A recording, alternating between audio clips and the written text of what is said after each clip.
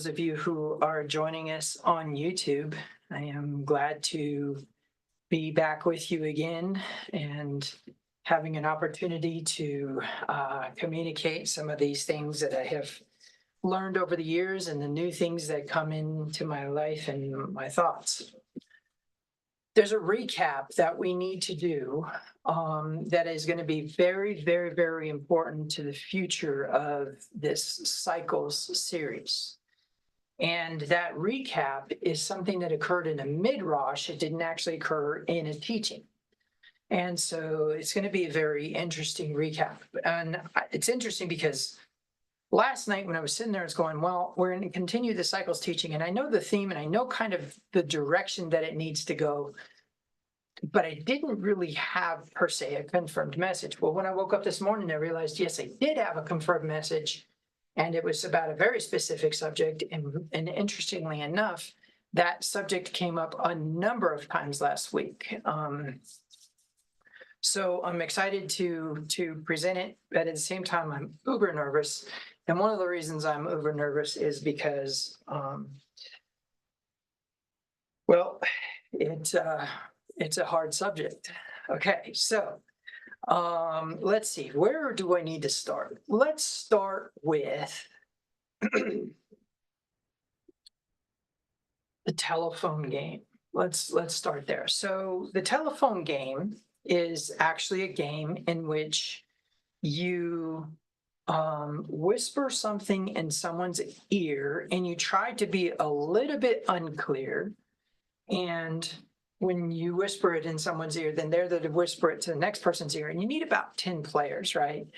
And so then finally it gets back to you from the other side, and what gets communicated to you versus what you sent out are two different things. So we know that game, right? That's a game we play when we're younger and our teachers want us to do something that's unified or whatever. But in that process, I think there is an important truth there, and that is that over time, things break down into not only biases, but also what we perceive that we have heard. Now, this is important because when we are dealing with ethics, because at the core of a actual religion should be ethics, some sort of ethics. And so I guess maybe we need to define ethics. There's a great course. It's a free course that was broadcasted by PBS back in like 2000. Let's see, when was I studying law? I guess it was 2009, 2010, when I was studying law and getting my paralegal diploma, that I actually encountered this, just having to been flipping through the channels, and they do a great definition of ethics and a great understanding of who deserves, who has rights, et cetera, et cetera. Well, anyways, so my definition of ethics is somewhat based upon that Harvard broadcast. And it was specifically about justice. The entire thing was about justice. It was like a video series of a Harvard professor speaking and explaining justice and who deserves justice and what is justice, what is ethics. And I think if I really needed to define ethics, I would define it as basically the compassion or empathy for a fellow man, to not do to them what you don't want done to you, which consequently Hillel taught and then Yeshua taught. And also that there would be a general regard for the protection of life, liberty, and property. It's an American definition. I will go with that. There's some countries that would probably not define ethics that way. But there is something very important that we need to get into, and that is the idea that people's perceptions of ethics and people's perceptions of how a person is supposed to treat their fellow man is at the core of religion as well, right? And oh man, could we get into some definitions of religion? But let's go with the idea of an established group of people with a common ethic and dogma that creates basically a way in which they view the world. So we'll call it a worldview, but I hate that because that gets back into, pastors in back rooms teaching on Wednesday nights. I don't want to get into that. What I would like to stick with is more along the lines, the idea of just the general way in which we treat each other. Okay, so that's legit. So what's the reason we're getting into that? Well, because people have started to define Torah based upon their opinions about it instead of what it actually truly says. That's going to be so important today because we need to remember that different cultures had different opinions about what something was, okay? Let's say that we go with Torah from a Christian perspective. Torah from a Christian perspective is A, suggestive and not authoritative. B is basically open for interpretation and does not have a closed interpretation. C is based upon the ethic of the American Christian, Protestant, Catholic, etc. opinion of it. Well, that can't be any more dangerous at this point than anything else. In other words, it is extremely dangerous. I guess maybe I misworded that last statement. It is very dangerous because this is what I want you to think about. First of all, there's a number of issues that we need to kind of get our minds wrapped around. The first one is when we are trying to interpret an ancient document using modern eyes, we are going to manipulate the definitions of words to afford us the modern interpretation for a number of reasons.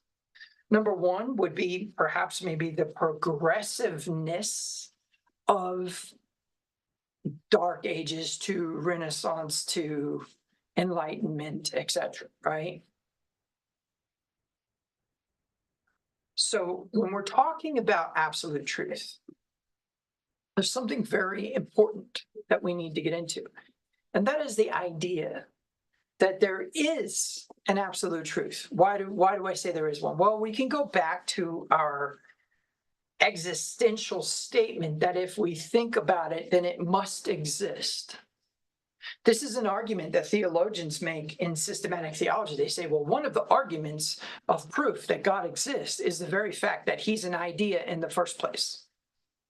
And so if he's an idea in the first place, then that must mean that there's some form of a God, because who started that idea?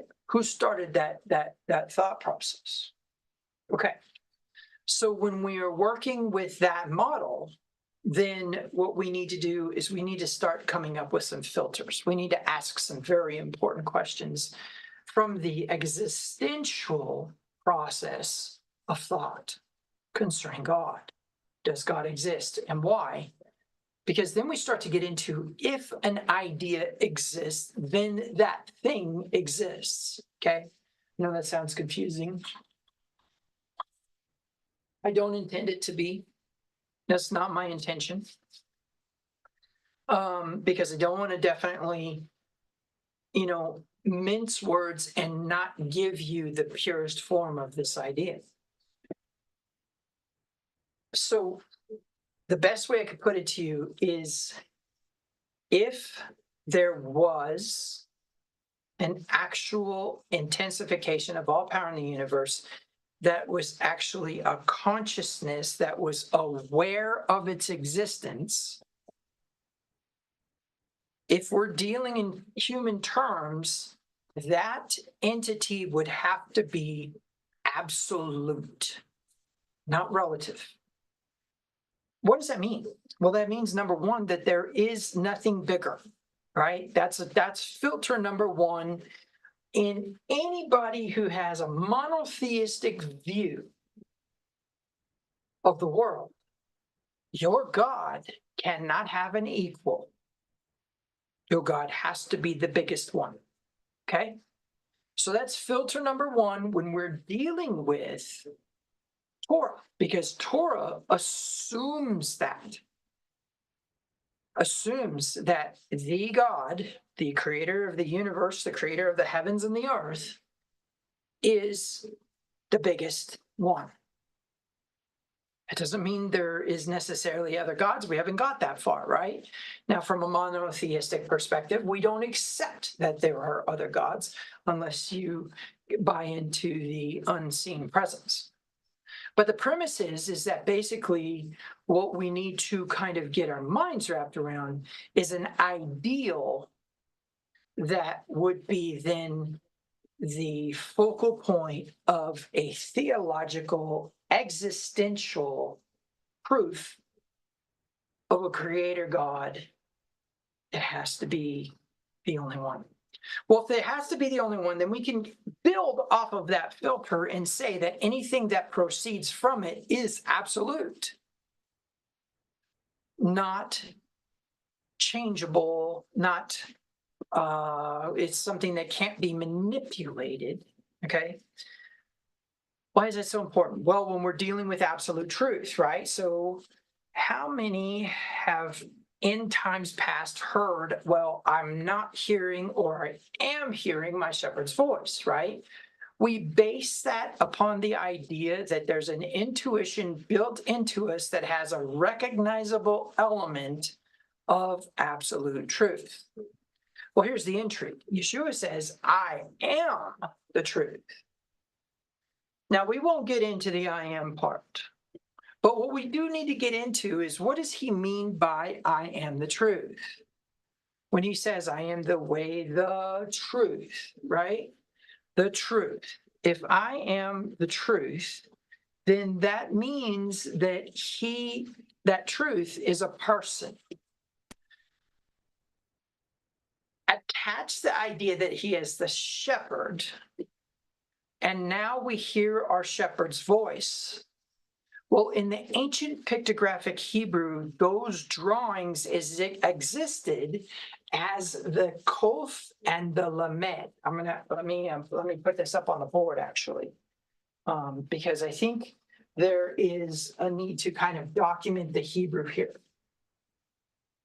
So generally speaking, if we're dealing with the Hebrew here, we're just going to draw the kof, the vav, and the lamed. This is the word voice. Well, let me give you guys some variation on color so you don't get bored. This is the word voice, right? Voice. However, in the ancient pictographic Hebrew, which we'll go ahead and do orange for that, we have the drawing of the sun at the horizon, a tent stake, or at least some sort of stake that has a way for a rope to not slip off of it. And then we have the shepherd's crook. Now, as you guys know, if you have a yod, let's change the pen here a little bit. If you have a yod, if you have a hey, if you have a vav, if you have an aleph, or if you have a doubled last letter, then that is what we call a child root. Now, there's a couple things that are very important. First of all, 3 radicals.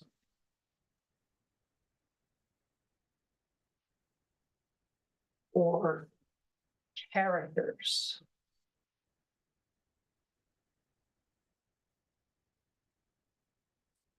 Is a lexical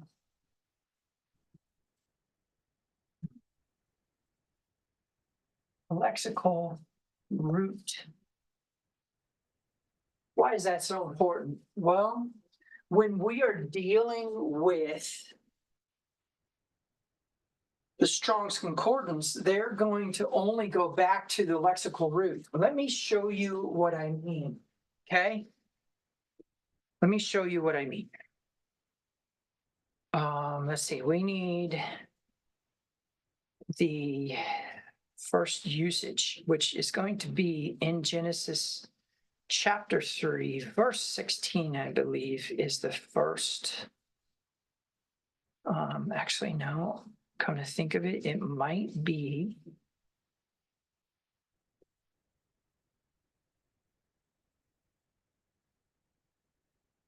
in Genesis chapter 3, verse 10, I think is the first usage. Let's go there now, and we will. Let me put this HDMI cable on this thing before I do that. There we go. Okay. So we will start in Genesis chapter 3, verse 10. That may not be the first usage, so let's just take a look. Oh, the word we're looking for is right here, Cole. Now let's see if that's first usage. Oh, 3, verse 8. That's where we're at, though, right? No, where we're at. 3, verse 10. Okay. So let's go to 3, verse 8. Okay, they heard the sound. Okay, that word there is not sound, it's voice. Okay, so in terms of that, when we look at voice or sound or noise, we're dealing with the word kol. Okay, but you notice that it says from an unused root meaning to call aloud. Well, that's somewhat true and somewhat correct. And let me just, for a moment, let me offer some compassion to my teaching here. James Strong was a Christian who devoted himself to concording the Bible. Now, there's only a few historical people who have concorded major codexes, okay? But the general idea is that he took every single last word that had a certain amount of appearances in the Bible. I think it was anything under 5,000, because if it was over 5,000, it was most likely a word like what. And how many times do you need to look up the word what, right? And so he took kind of the relative pronouns, the helping verbs, all that stuff, which in and of itself is just, oh my God, it's like astronomical undertaking. He took all of that and he invariably put that entire process together into how many times a word appears in the King James Version of the Bible, what its Hebrew meaning was, which he means he had to study Hebrew, but unfortunately he didn't study Hebrew correctly. And I'm not going to fault him for that, because Christians don't know to study Hebrew correctly, and that is, you need to be a part of the culture to understand the language, because the culture itself accentuates something that is not presented in scholarship of Hebrew, but instead in the living of Hebrew. That's important, but again, I'm not going to necessarily fault him because why? He's kind of coming out of a theological seminary, a presentation of Calvinism, right?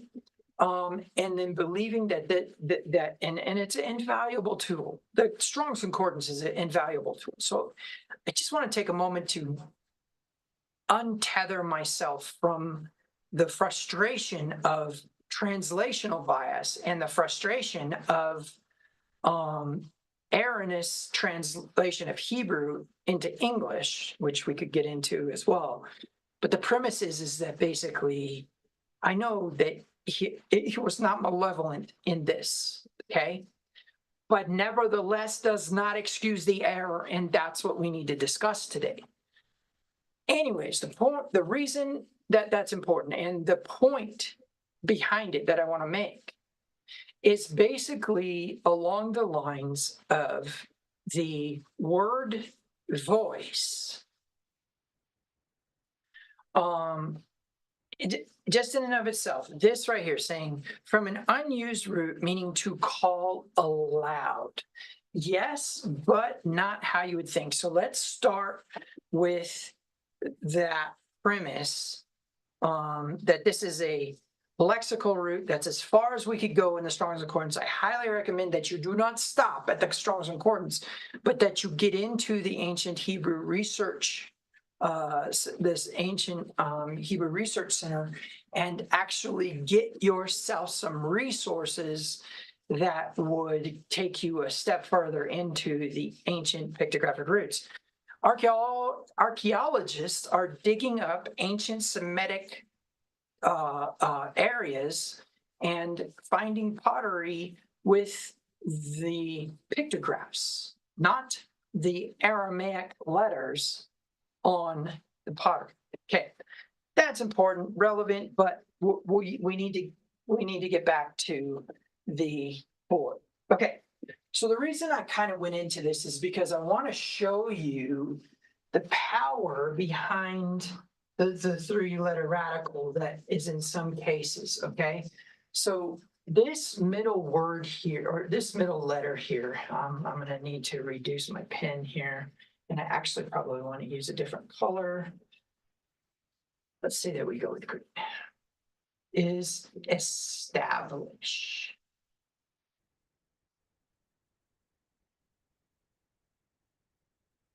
Now, let's talk a minute about that.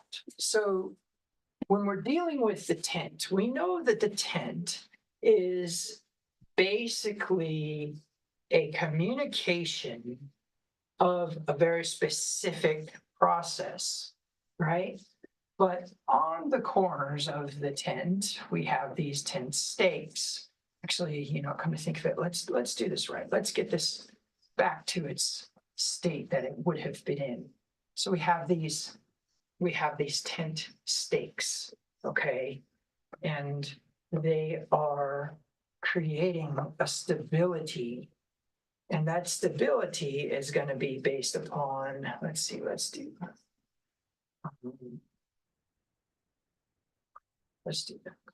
Okay. So the stability is going to be based upon the attachment to tent stakes.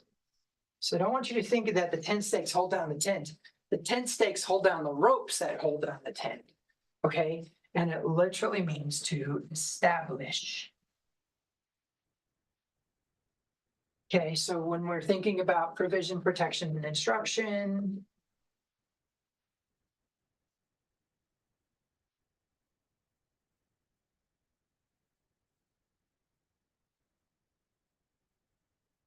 in the ancient nomadic thought process, provision, protection, and instruction came from the tent, from the person who holds the tent together, right? Remember the glue, that's the mother.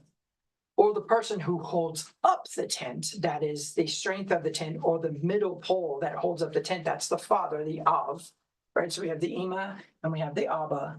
But the premise is that the thing that holds down the tent is actually going to be the Vav.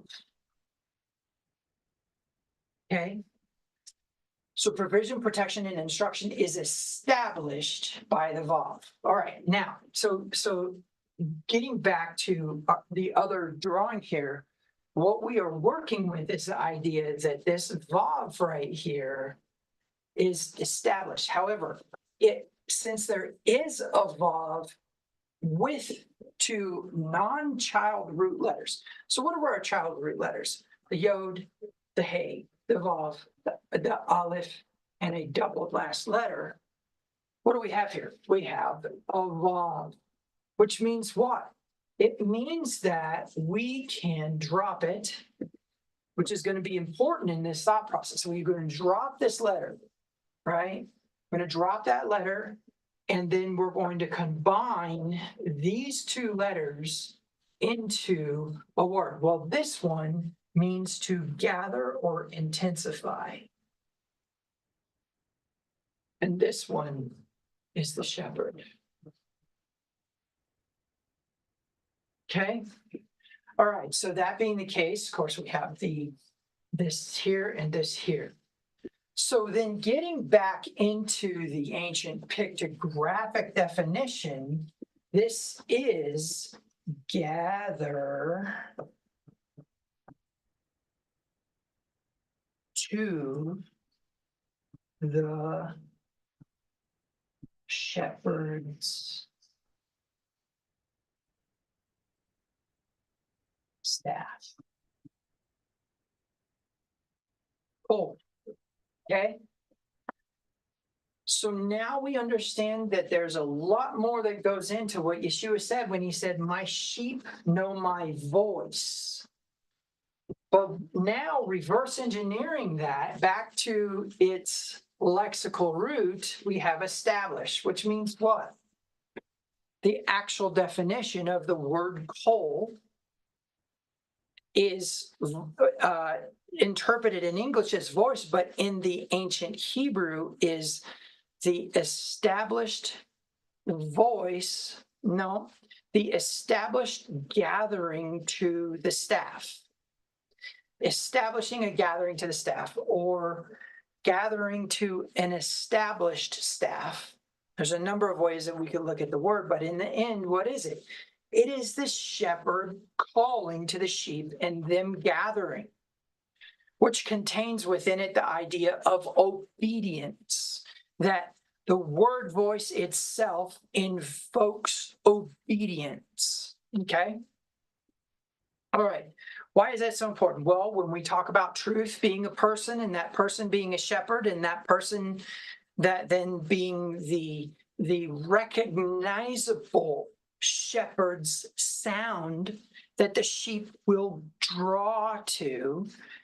And then we get into the idea of that being a built-in mechanism of the human psyche as a conscious understanding of truth. We see that intuition plays a role with truth. Okay? So why is that so important? Because when we get into things like Torah definitions versus Christian definitions, when we use the Tanakh as a dictionary to interpret New Testament words, what's Tanakh? The Old Testament. So when we use the Old Testament to interpret New Testament statements or words or whatever, for example, the idea that Paul, to the day he died, identified himself as a Pharisee. He didn't do that just to manipulate the system. He wouldn't say it unless he wasn't. And one of the things he said is, I'm a Hebrew of Hebrews. Well, let me tell you, that supersedes the word Israel, and that supersedes the word Jew, and that supersedes the word rabbi. He was identifying that he was a member of an ancient sect of people who did not operate within the confines of the modern interpretation of Torah.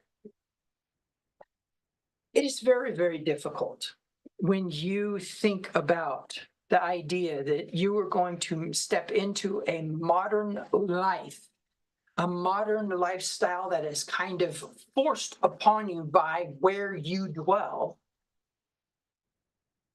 that you would maintain 3,000, 4,000-year-old customs, philosophies, and that I can prove that the prophets did, and I can prove that Yeshua did, your Messiah, the one who you call Christ, and I can prove that the disciples did, and specifically Paul did, and I can prove that the people who followed the disciples afterwards did as well. Okay? All right. But that's not what this message is about. The whole point behind my discussion about the word voice is that there are times when we suppress the intuitive voice of our shepherd in favor of a modern preference to an ancient custom. Well, unfortunately, then we also get into something else, don't we? We get into what's called relative truth. So what would be the purpose behind relative truth? Well, in general, I think you would agree with me that anytime that we see the use of deception in Torah, in the writings, in the prophets, or in the entirety of Tanakh, perhaps maybe we get into the latter writings, the narratives of Yeshua, or the revelation of the disciple of Yeshua, John, or we get into the epistles of the disciples who sat with Yeshua. We find that that deception seems to have a common thread. That common thread is a lack and an attempt at control. So let's talk a minute about control. There's a few very important aspects that we need to get into when it comes to control, because obviously when we're dealing with the voice of the shepherd, we're dealing with shepherd's crook. So why is that important? Well, there's a few reasons. The first one is basically that we need to look at something today, and as much as I want to just jump into it, I need to kind of establish some foundations. So what is the first thing that I talked about? I talked about the existential proof of an intensification of all power in the universe being a conscious awareness of self, but also a conscious a consciousness with an intention that has an emanation of what we need to label or define as truth versus what we think is truth, right? And then I explained that truth is a person and therefore a shepherd. And if truth is a person and a shepherd, therefore it has some semblance of authority, and therefore it has some semblance of obedience that is required to it. Well, obedience and authority have some interesting things going on, because what is authority really? It is permission to control another human being. Permission granted by a higher authority, or here's the good one, by the entity who's being controlled. In other words, there's an acknowledgement of a willingness to allow that other entity of authority to control the entity that is being controlled. Quite literally, what we Christians would call submission.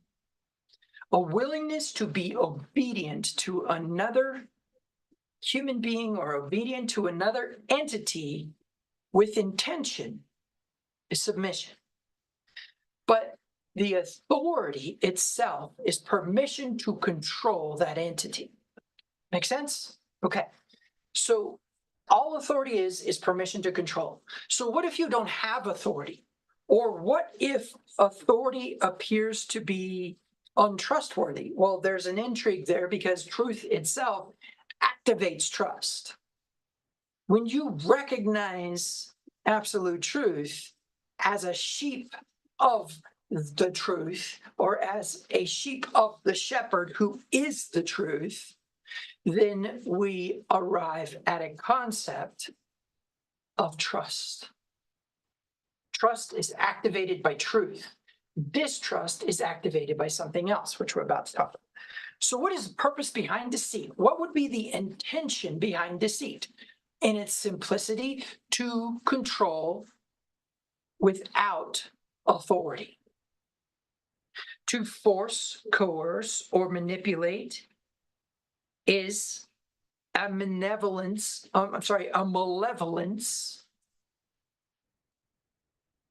to have permission to control, and then one to submit to that control is benevolence. And we'll get into that a little bit later, potentially. So then the concept is that the only reason why deceit occurs is when it needs to control, when an entity believes that it needs to have control, or it needs to not be controlled by a greater, or not be controlled by an authority. Case in point, deception and all that that entails is about control and a lack of submission. Deception is when we cause something to appear to be something that it is not, in order to avoid the consequence of that reality. So in general, then, when we're working with absolute truth, we know it cannot be deceptive.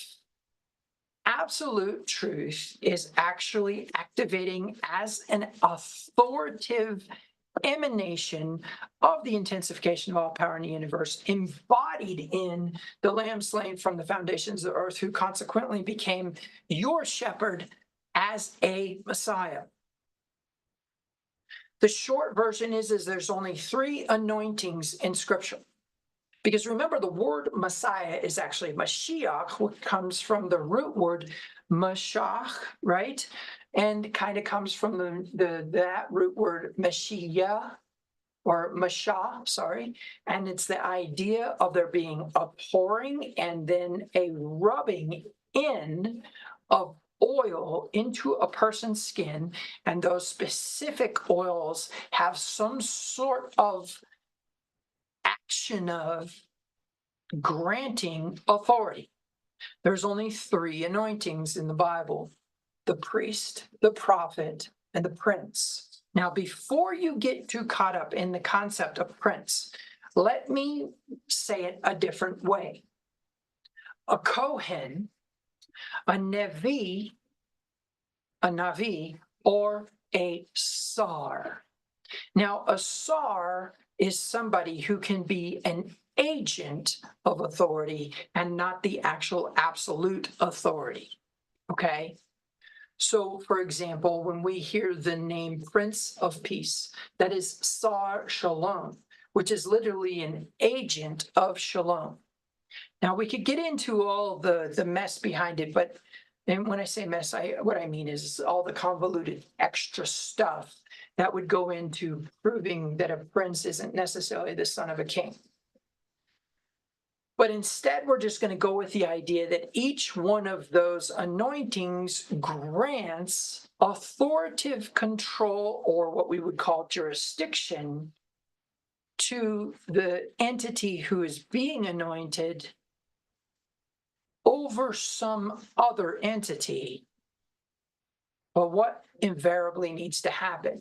That other entity then needs to be willing, choosing, absolutely willing to allow the authority to be in control. Remember, authority is permission to control. That's it. That's all authority is. And who grants that permission according to free will? The person who has to step into a state of what we unfortunately call in the English language submission. But really, in the end, what it is it's allowing the control to occur. Now, The reason why that's important is because when we get back to the idea that truth is a shepherd, therefore it has authority, there is a necessity for a free will adherence to truth.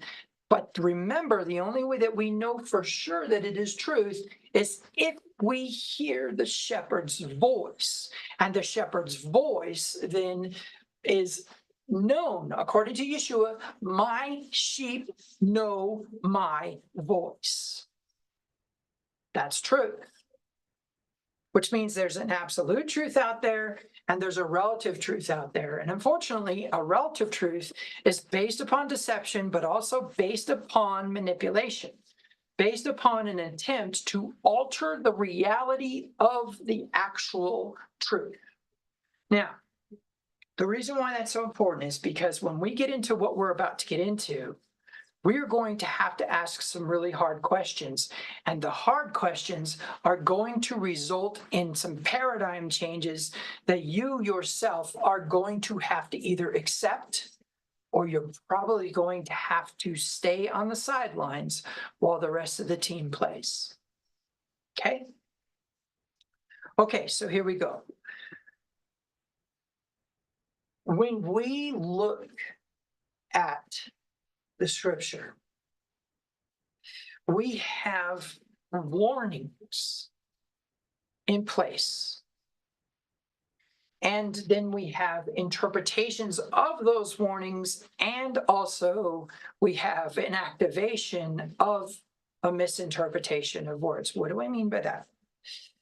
Well, basically, what we need to do is we need to talk about King Saul.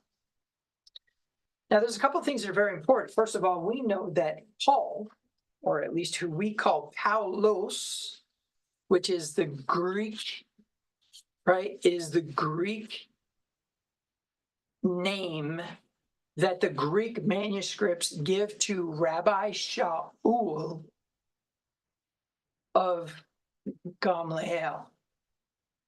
What do I mean by that?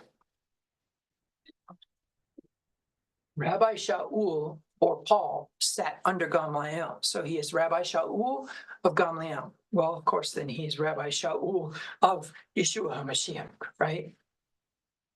But that's how he would have been known.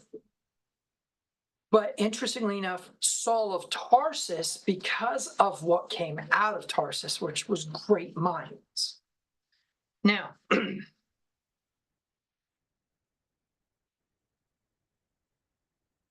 when we are dealing with history and control and authority, we need to ask some very important questions. The first question we need to ask is, what is the reason behind a need to control the people? The need to control a person. Potentially even, and we'll just throw this in there because we're talking to Christians here and we're talking about Christians, and I myself am a Christian, that there is a concept of that the need to control another human being is based upon a lack of trust as a result of deceit. Deceit activates mistrust. Now, there's two forms of that. The first would be to give your word and not carry it out. That would create a deceit, right? The second is to appear to be something that you're not, or appear to be in a state that you're not. Let me show you, or let me explain the simplest version of deceit. The simplest version of deceit is where you try to tell yourself that you're not experiencing the reality that you're experiencing because you don't want to deal with it. But at the core of that deceit is a willingness to deceive others to think that you are in a state that you're not. So let's say there's a stressful thing that comes along and you try to play it off like you're not stressed. Good luck with that. But the way you do that is to convince yourself that you're not worried about it. When you're staying awake at night or whatever the things that are going on, you're not actually being honest with yourself, and therefore you are going to try to convince people that you are not in the state that you are. That's deception. So the way that I want you to think about this is, if we hear our shepherd's voice and that absolute truth, which is an emanation of the intensification of all power in the universe. In other words, it is just information going outward from the intensification of all power in the universe, flowing through the filter of the shepherd, then we can readily identify that an intuition would tell us that it is trustworthy. And that under the right circumstances, trustworthiness can carry forward even into a realm where we no longer hear the voice because of the concept of trust, and potentially can even have deception appear to be true because we originally heard our shepherd's voice.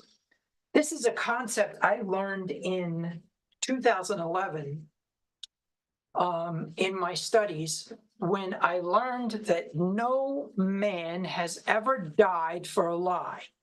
In other words, the shepherd's voice is heard throughout the universe, and then something is added onto it that appears to still facilitate truth, and later on turns into deception. But because of that original absolute truth, there's a belief that you need to stay loyal, because loyalty is an aspect of trust. Okay, so I think I have given you guys enough understanding of truth to give you an idea that it is necessary that we be obedient to it, but we need to understand first what it means. And I would lean in the direction of a pattern, even to the extent of a linear regression identification of the probability of a pictograph meaning something based upon the other contextual elements present at the archaeological digs than I would a pope, or I would an elder, or I would a chairman of the board, or I would a pastor. What do I mean by that? I mean that we can identify patterns in the ancient pictographic Hebrew that are indicative of what it means, as opposed to what James Strong has said that it means, who is the core of interpretive Hebrew in the King James Bible. The scholars who translated the Bible did not translate it with the intention of being culturally sound in their translation, being contextually sound in their translation, et cetera, et cetera. What does that bring us to? That brings us to the question about Saul, King Saul. Remember, Paul of Tarsus is actually Shaul. He was of the tribe of Benjamin. He was named after King Saul. But why? Wasn't King Saul a screw-up? Wasn't he the black sheep of kings? Well, there's some intrigue here. King Saul is anointed as king and immediately goes and hangs out with the prophets and starts prophecy. In fact, it was actually a byword, or it was a saying, like like Saul with the prophets. Now, the reason why that's important is because when we start to get into some of the mess that Saul was involved in, we need to understand things a little better, okay? So the first part of this is going to be that we need to understand why Saul made some of the decisions that he made. However, the more important point here that's going to come forward is the idea that we have blanketed a group of people, and we have laid heavy burdens of definition upon certain people that may or may not have been a correct way to look at it. This may be a bit long, but we'll see how it goes. And obviously, when I edit this, I'll break it down a little bit. But so let's start at the beginning. What we need to do today is we need to ask ourselves some questions, because I'm about to get into some stuff in these next teachings. Don't really know what how those teachings are going to go, what I'm actually going to say. I just know that there's a theme behind it that would begin to encroach upon a Christian's definition of things, and worse yet, the Catholic Church's definition of things, and will dangerously put me in a state of heresy that could potentially cause me to be alienated with a very specific definition. Yes, that was very ambiguous, and I know that some of you are like, why are you being so vague? I will tell you why. Today, we are going to talk about witchcraft. The subject came up a number of times this week, and it has to do with the concept of cycles, and I'm going to explain that. So let's start at the beginning. Let's go into our app, and let's go ahead and ask that question. And what I'm going to do first is, because the Strong's is concorded to the King James, we're going to go to the King James. Then what I'm going to do is I'm going to type in the word witch. Okay? Here we go. Exodus chapter 22, verse 18. So when we are dealing with Christian definitions, we unfortunately are dealing with an extraordinary amount of bias. But this word right here, thou shalt not suffer a witch to live, it is absolutely necessary that we get into the definition, right? Because why? This is basically telling us to kill somebody, right? Wouldn't that kind of be what we're doing here? We're going to unalive somebody because of what they practice. Now, I can tell you this is one of the areas that provokes anti-Semitism in the general population, because we've come into an age where what Christianity defines as witches, those people have stood up and begun to assert their sovereignty into the existence of their right? What do I mean by that? What I mean is that they claim that the Bible says to kill them, and therefore they are asserting their right to not be killed. Now, we could get into all kinds of discussions about ethics. We could get into all kinds of discussions about why a benevolent God would give somebody instruction to unalive somebody who practiced certain things. But there's always more that meets the eye, right? And so I think what is really important is that we get our minds wrapped around the difference between when we are flat out told to eradicate a group of people as a result of something that's going on with them, which you want to get into all of those ethics. We could get into Vietnam, we could get into Korea, we could get into World War II, et cetera, where we definitely felt that we needed to suppress an entire nation of people. Okay?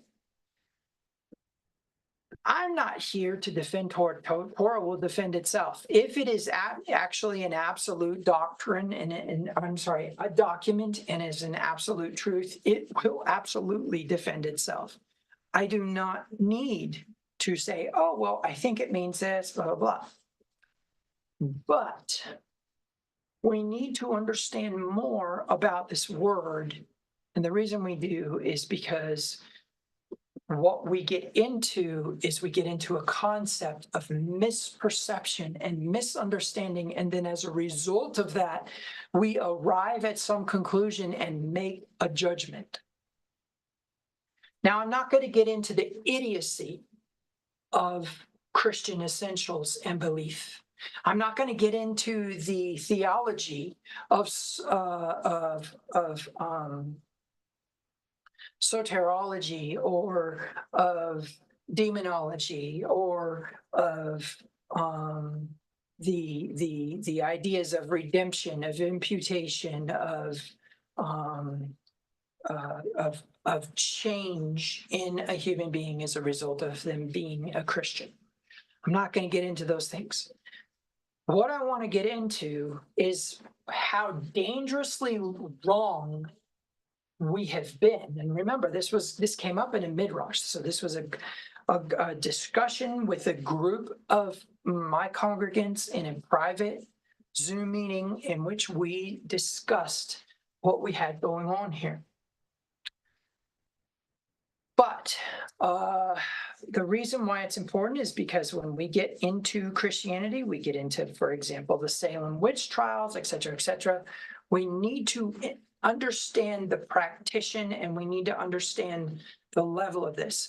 Why is this such an uncomfortable subject for me? Because I have been a worker of darkness. I have used in times past some of the things that Christianity would call witchcraft for malevolent purposes.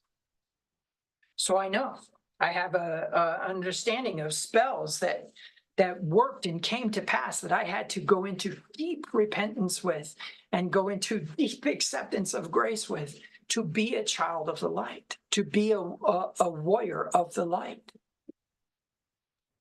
Nevertheless, I have to acknowledge the reality that those things worked and that they had a purpose. And when we look back at our teaching about ceremony, we're definitely ceremonial, but seem to have been on a very different level of human existence because they were malevolent. The intentions were malevolent. They were based upon certain emotions and emotional attachment to certain thoughts that were based upon wounds that had occurred. There's a level of discomfort because of that, right? That I have been on the dark side. I have seen the things, I have done the things that got people burned at the stakes. Okay? So when we're working with this, I think that's going to be an important truth. So now, having said that, one of the things that we need to get into is questions about practices, okay?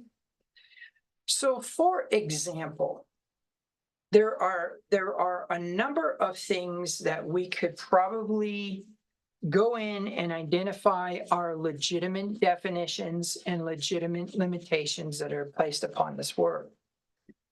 We're going to use, remember that there are 4 levels of of interpretation of Tanakh. The first level is Peshat, which is the literal, what you see on the page in its actuality, okay? The second level is the Remez, the third level is the Drosh, and the fourth level is the Sod. The Remez being a thematic hint that we need to discuss. And then the third being the Drosh, which means we need to be speculative in our seeking to understand the truth. And then we have the Sod, which is what? Life-changing information communicated from the intensification of all power in the universe as an emanation of absolute truth through the filter of Yeshua HaMashiach being what? The truth, and the shepherd, and therefore that truth having authority in us, necessarily through the act of free will, choose to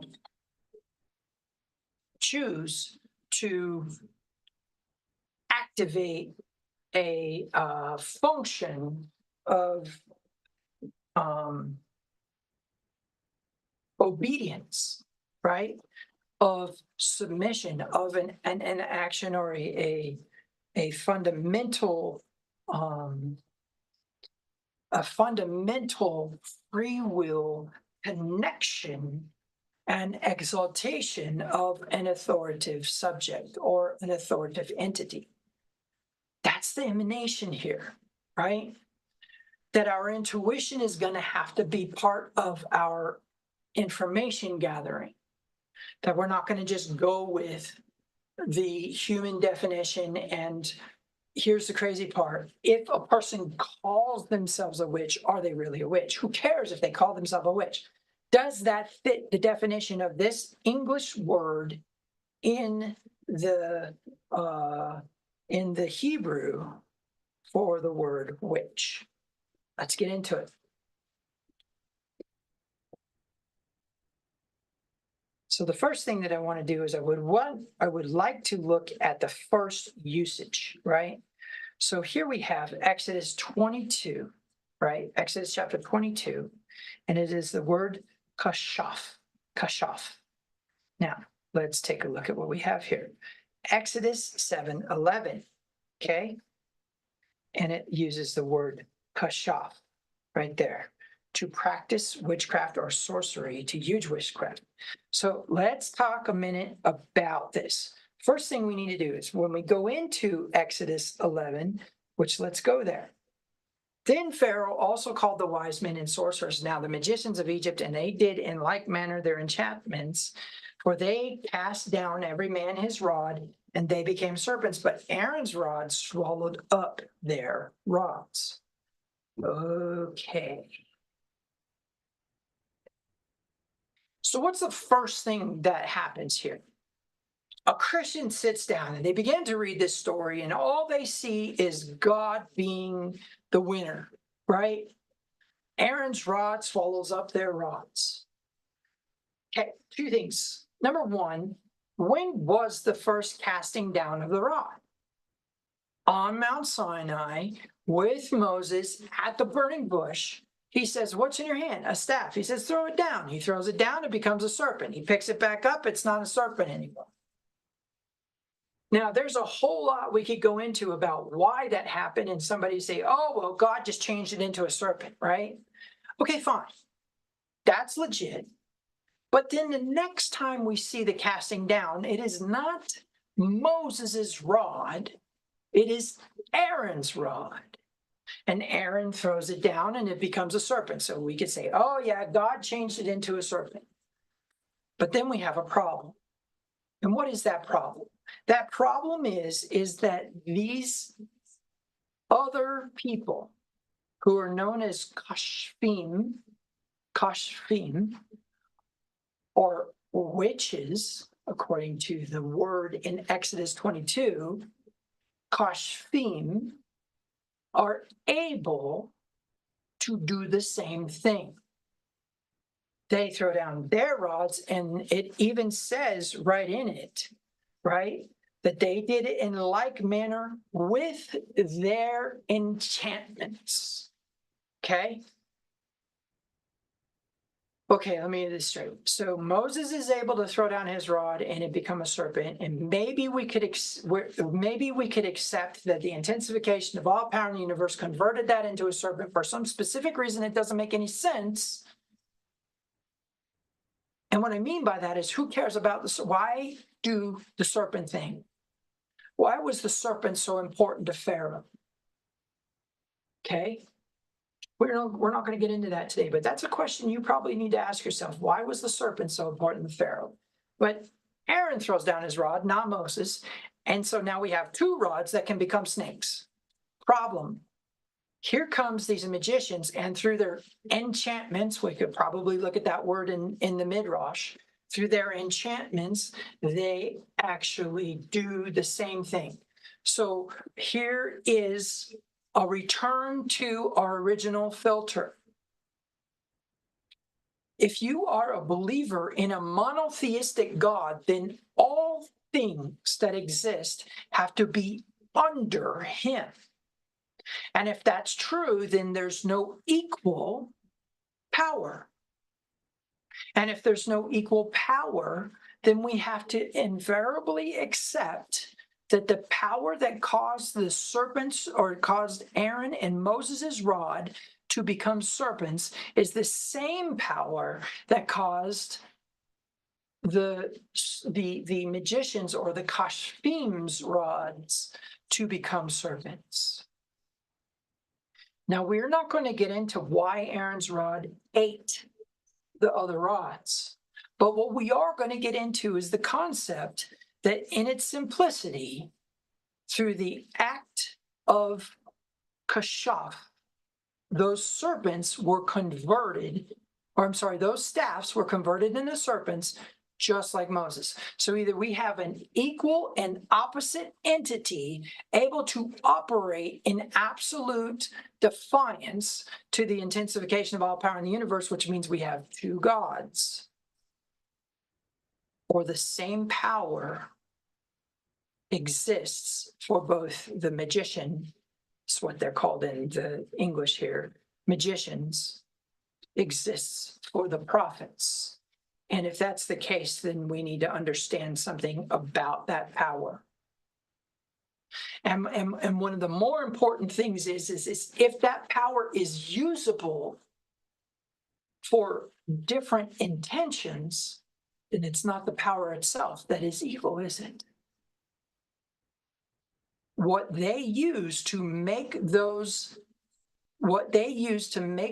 staves into serpents is not evil, but their intention behind it was. What made it malevolent is a circumvention of the word of a prophet. And we get back to control. Because what did Pharaoh need to do? Willingly, of his own volition, submit to the permission, or give permission to Moses to control him. He had to surrender his sovereign authority and accept Moses' sovereign authority, and he had to let the people go, right? So now here comes a malevolence that is able to control Pharaoh's heart, manipulate Pharaoh's heart by activating the same power that the prophets did. Or there's two gods. Because if there's something that can give them power on that level, then it is equal and opposite to the intensification of all power in the universe, and therefore there were two gods. Do you see how dangerous it becomes to think that power of darkness does not come from the throne of the intensification of all power in the universe? What am I saying? I'm saying it is altered by man. The energy is the same. The power is the same. And there is a dangerousness in thinking that there isn't, because theologically it creates another God. Okay, so that being the truth, or that being the case, we can accept as truth that all power in the universe comes from the intensification of all power in the universe as an emanation that is neither malevolent nor benevolent, but is instead used by prophets and what we're going to define as witches. Okay? All right. So when we get into that thought process, we understand that there is some sort of way in which witches activate that power for their benefit and their use. And there's a way in which a prophet activates that power for their benefit and their use. But interestingly enough, it is actually for some sort of process that is involving the intensification of all power in the universe's benevolence.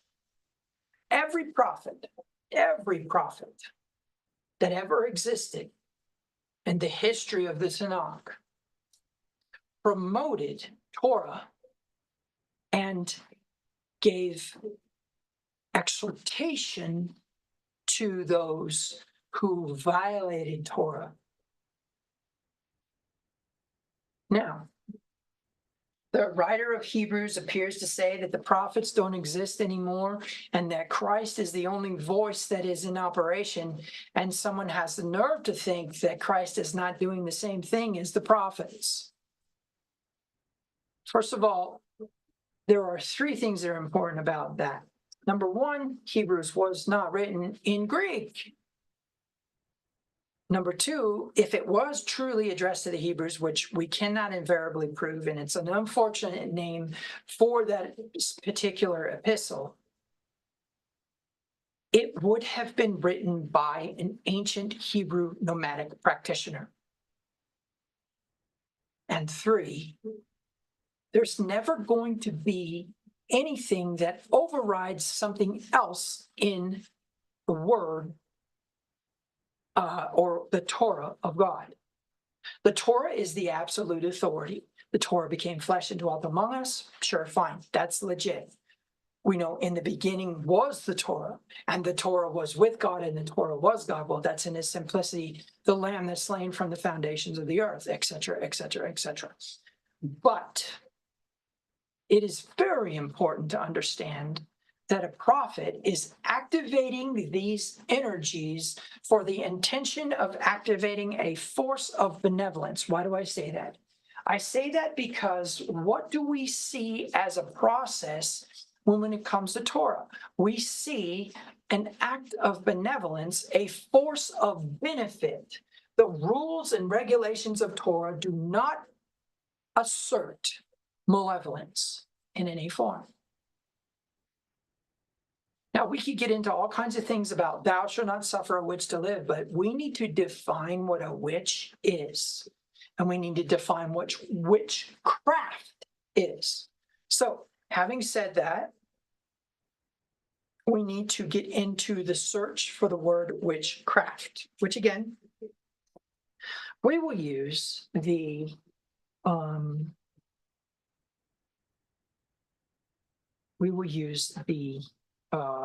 King James Version, so we'd have the Strong's concorded to it. Actually, I went to that incorrectly. Let's go here. There we go. And of course, everyone knows this story, right? Everyone knows this is the place where it says rebellion is as the sin of witchcraft, and stubbornness is as iniquity and idolatry. Well, there's a lot we could get into there, right? We could deal with the word stubbornness and see how it is an activation of those things. We can see where rebellion is actually the fruit of stubbornness and is as the sin of witchcraft. Now, the short version of this is because thou hast rejected the word, what's that? The Torah of Yahweh, he hath also rejected thee from being king. Okay, so there's a lot in this verse, right? But let's go to this word witchcraft to begin with, okay? So we'll just go down here to the King James Version, and it is the word kesem, from the root word kasam. Well, interesting enough, down here it says to practice divination or to divine, okay? Now, we could do a number of things to try to explain the concept of divination. But the short version of it would be that it is an attempt to determine the correct path. And this is going to be important.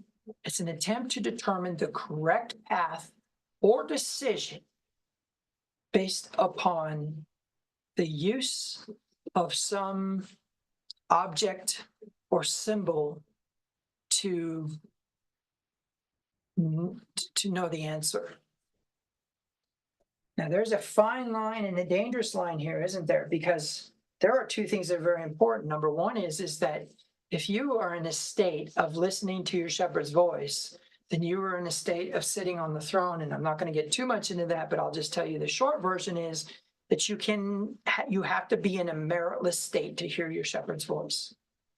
You can neither add to nor can you take away from the fact that you are a sheep of Yeshua HaMashiach. In other words, you can't alter your title. And if you can, through your malevolent acts, sin, or through your benevolent acts of righteousness, then you will not hear your shepherd's voice. So if we talk about that for a moment, then we start to get into an intrigue. And that would be, if you're not listening to your intuition, then there are other means by which that message is going to come to you. The first is through a prophet. If you're not listening to your intuition, somebody will come along and say, hey, I think you should do this. It will probably connect with that shepherd's voice who you were rejecting at that moment. And we're going to get into that also in a minute. But the premise is that there is a place in which you are deceiving yourself to believe that the intuition is not true. Now, there's two reasons why this occurs. The first has to do with limiting beliefs. You know, how could you be worthy of a communication from the intensification of all power in the universe? The second is one of entitlement, a belief that you have a right to revelation. Both of them are based upon a sickness. So a prophet comes along and says, hey, you need to do this, and you don't listen. So what happens next? Well, interestingly enough, what happens next is an infestation. Because if you choose, you know, I don't need to get, I think I could avoid drawing the attraction board again. But if I believed that I needed to, I would. The attraction is based upon your movement of intention, okay? What do I mean by that? I mean that malevolence begets malevolence and benevolence begets benevolence.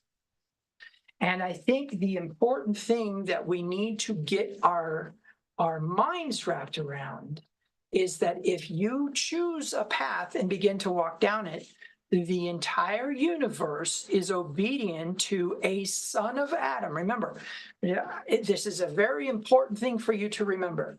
The entire universe is conspiring. What does that mean? Every single last entity that is existentially defined is conspiring, planning to be absolutely obedient to the sons of Adam. Because why? Because dominion was granted to the Asiya Adam, not the formed Adam, but the actioned Adam. The Adam that is a verb is actually the part that is obedient. And therefore, we know that it is not this conscious attempt to define reality by believing that it is externally existential to us. Why is that so important? Well, because first of all, what you need to definitely realize is that when we're dealing with the actionable Adam, we are dealing with the shadow or the tselem of Yahweh, the image of God. When we're dealing with the formation Adam, we are dealing with a very different entity. But either way, for lack of better words, intensification of all Adam in the universe is an absolute authority over the universe. And therefore, the universe is what? Conspiring, planning, scheming bringing things into our lives in absolute obedience to our will, which is demonstrated through our intention carried out in our actions. Our actions demonstrate our intentions. Our intentions are what the universe is obedient to. There's a few reasons why that's important. But the first one that we invariably need to get our minds wrapped around is the premise of malevolence versus benevolence when it comes to the intention or use of energy. Why do I say this? Well, when we get in the idea that Yeshua had energy flow out of him, right? The dunamos flows out of him when the woman who had the issue of blood touches the hem of his garment.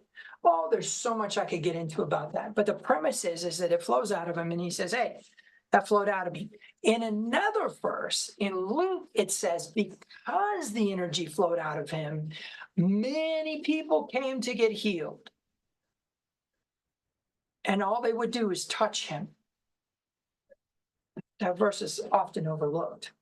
But so the premise then is that there is a malevolent and a benevolent use of energies.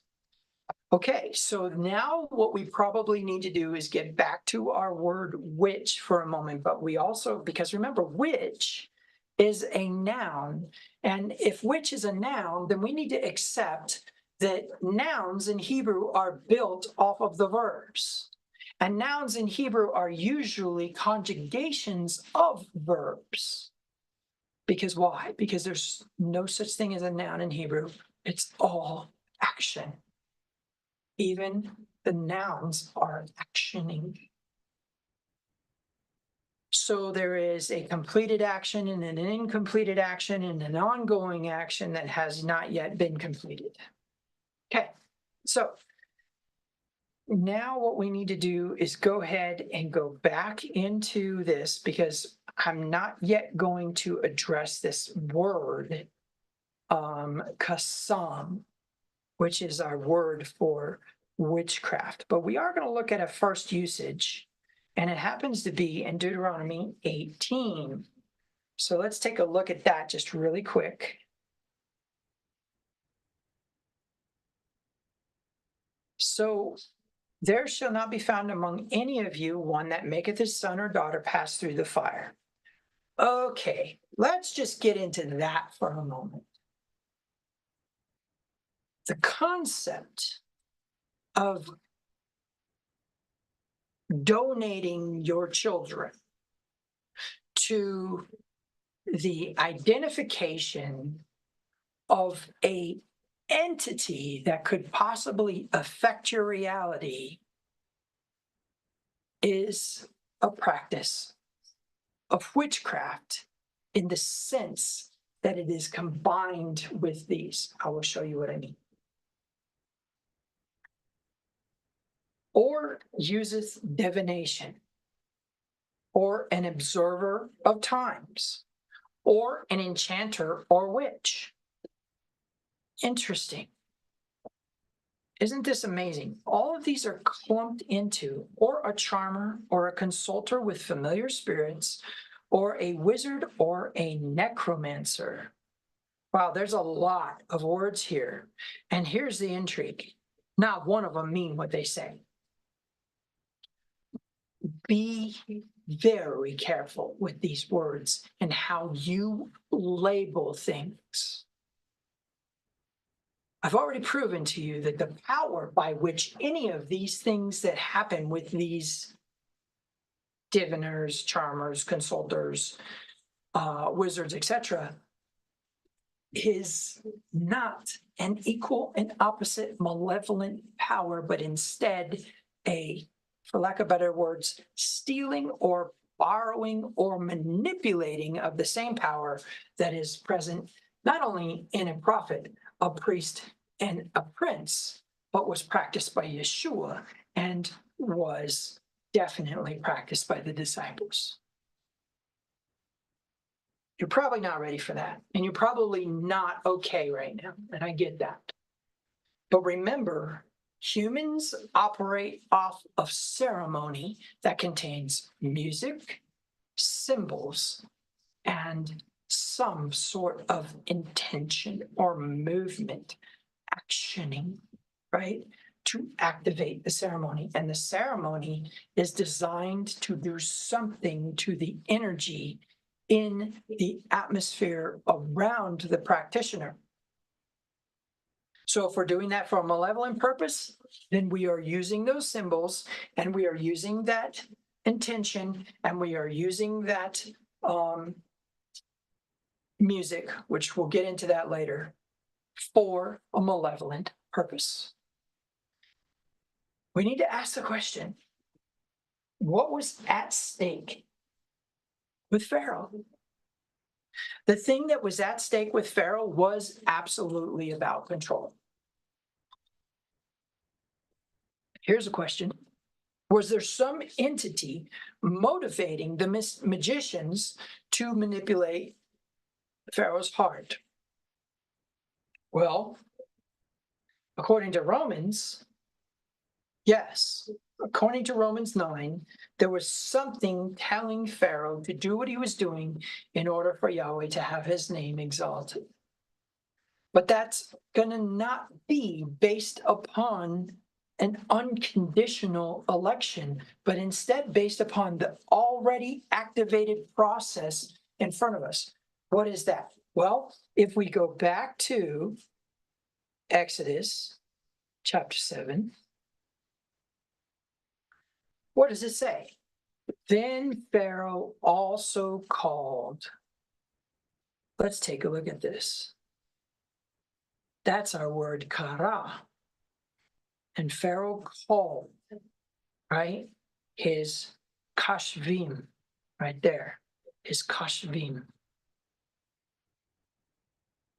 And they, through their enchantments, were able to manipulate that same energy and alter the state of their staffs, just like Moses and Aaron.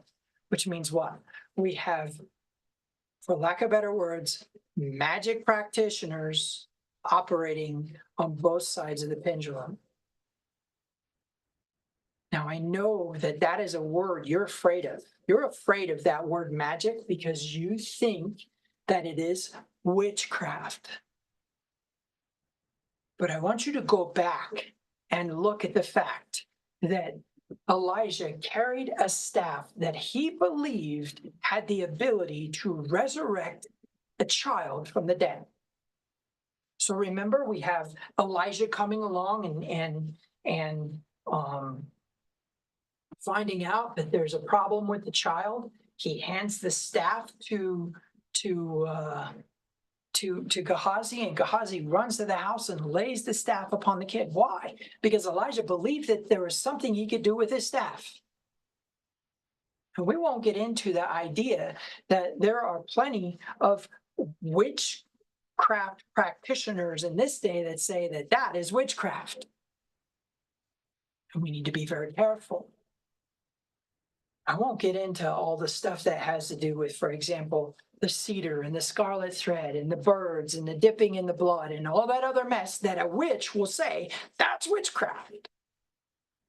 But instead, what I want to get into is what this word actually means. And I know that I've kind of roundabout way of doing this, but what I'm trying to show you is if your filter is in place when you read the Bible, you have to ask questions that defy the English language, defy the systematic theology of the greats, and defy the church fathers. Because your filter needs to be stronger than human operation. And the reason your filter needs to be stronger than human operation is in its simplicity, because if you begin to allow a separate energy or power to be present, we have two gods. Okay. So now let's get into this concept of which.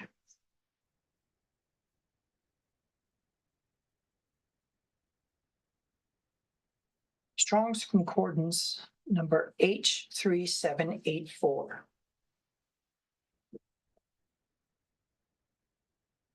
Oops. Why did I bring up earlier child roots? I will explain to you why in a moment.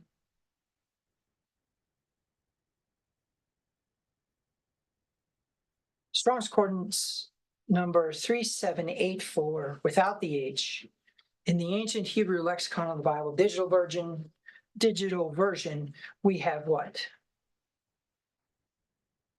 We have kashaf, sorcery, to perform supernatural magic.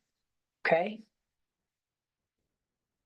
And then we have supernatural powers used by idolaters. That's going to be important. But look at this. See that right there? That is an adopted root. If we just kind of move through this, just really quick, I will show you that when we are working with legitimate child roots, they will be labeled as child roots. Looks like we may be in the wrong place with this, but okay. So like take for example, our word coal, okay? Our word coal, I don't have the Hebrew keyboard memorized yet. Word coal.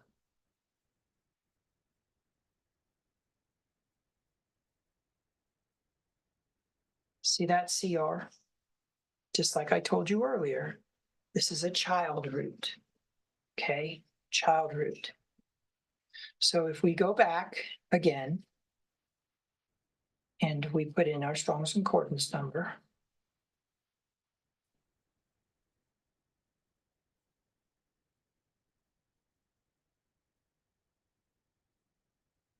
we will notice that it is an adopted root, AR. Okay, which means we need to talk a little bit about the difference. So I think the best way to do this is to say that if it doesn't contain a yod, a hey, a vav, an aleph, or a double last letter, then it is not a child root. Which means what? We can't necessarily drop letters. Sometimes we can drop prepositions, but I'm not going to get into that today. But there's a way to investigate adopted roots that help us, okay? So the first thing that we need to do is we need to go in and actually establish our word, which is going to be kashaf. So let's do that now. Let's go to the board and do that now. Starting with a clean slate. So we have our Hebrew letters of Kof, Shin, and Pei. Okay, and then we have our ancient pictographs, right?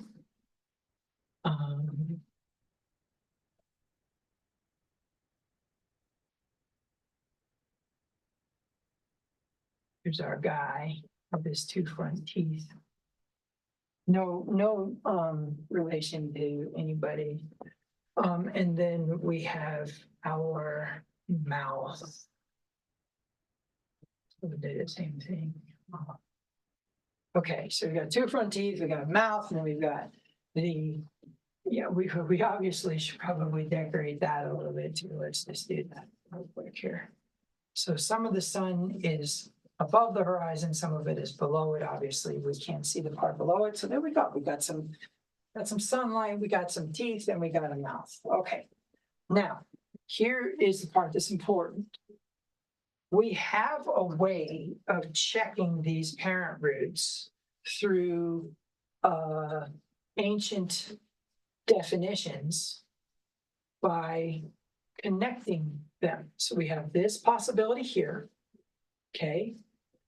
Or we have this possibility here, or we have this possibility here, okay? So if we're going to do that, then we have the and I'll draw them correctly for this part. We have the Kof sheen as our first possibility. That's going to be our green. In fact, you know what? I'm going to do that way. We'll do it different. We will go green, Kof sheen as one of our possibilities of a parent root. Okay, and this is how you investigate an adopted root. We're trying to find the parent, right? Okay, so then now we have the second one is going to be the sheen pay, which we did in purple. So we're going to say sheen pay. Okay, and obviously we're not decorating these. And then the last one is going to be in blue.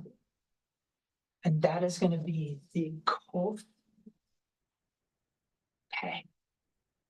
So those are our options or our opportunities.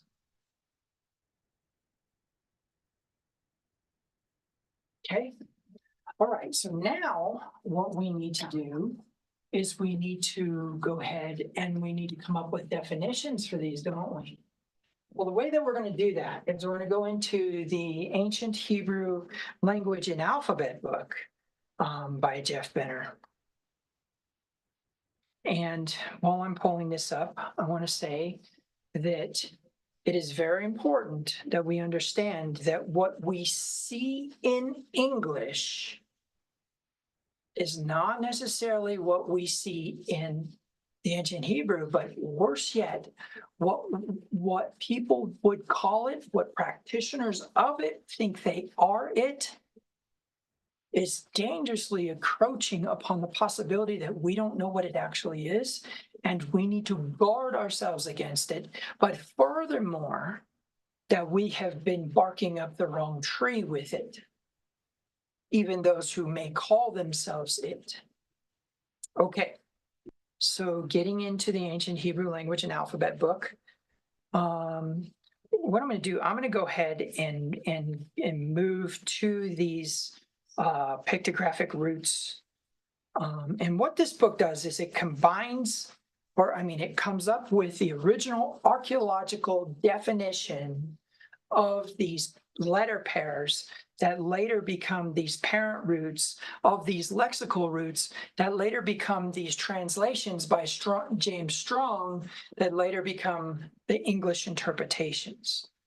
Don't get me wrong, James Strong did not authoritatively define these, but he definitely plays a role in how the Bible is translated today. So we're specifically looking for Kof Sheen. Kof Sheen, okay? Taking forever to get there. I have to edit out all this downtime. Here, you can watch me scroll through it. How about that?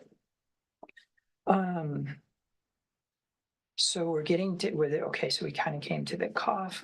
We got a long way to go here. Okay, so let's see. Let's look at the there. Now we have the ayin. We're getting closer to the Kof.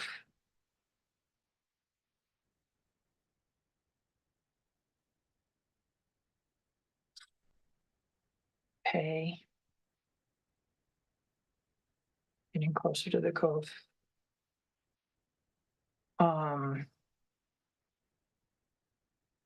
There we go. Kof Resh right there. So we were looking for Kof Sheen. There we go. So this one is to bring together and be pressed. And the concept word or the concrete idea is straw. Once the straw is harvested from the field, it is gathered into bundles and secured with a cord in the middle, while the middle is firmly pressed together. The top and bottom bend outward. The snare is constructed of a bent branch and tied to the trap. Well, interesting. So we have the concept of bending here, but we'll just go ahead and put straw for our word in order to avoid any other stuff. We'll just put that up there. And of course it's green, so we'll go with green. Straw in the sense of bending. Okay, now we'll go back in and we'll look for sheen pei. Sheen pei. So sheen is after kof, so we're in good shape there. It's relatively close after resh. There we go, sheen. We're looking for pei, sheen pei. There it is. Sharp teeth in the mouth of serpent. Interesting. Okay. A serpent or a venomous snake has sharp fangs in the mouth, a quiver as a pouch where the arrows or sharp teeth are placed in the mouth, and a drawing in by swallowing as the snake swallows its prey, also to draw in air or water. Intriguing. We have the word serpent in the word, which very intriguing. Pay attention. All right, so let's go to our board again, and we'll put that next definition in there. And the next definition is going to be in pink.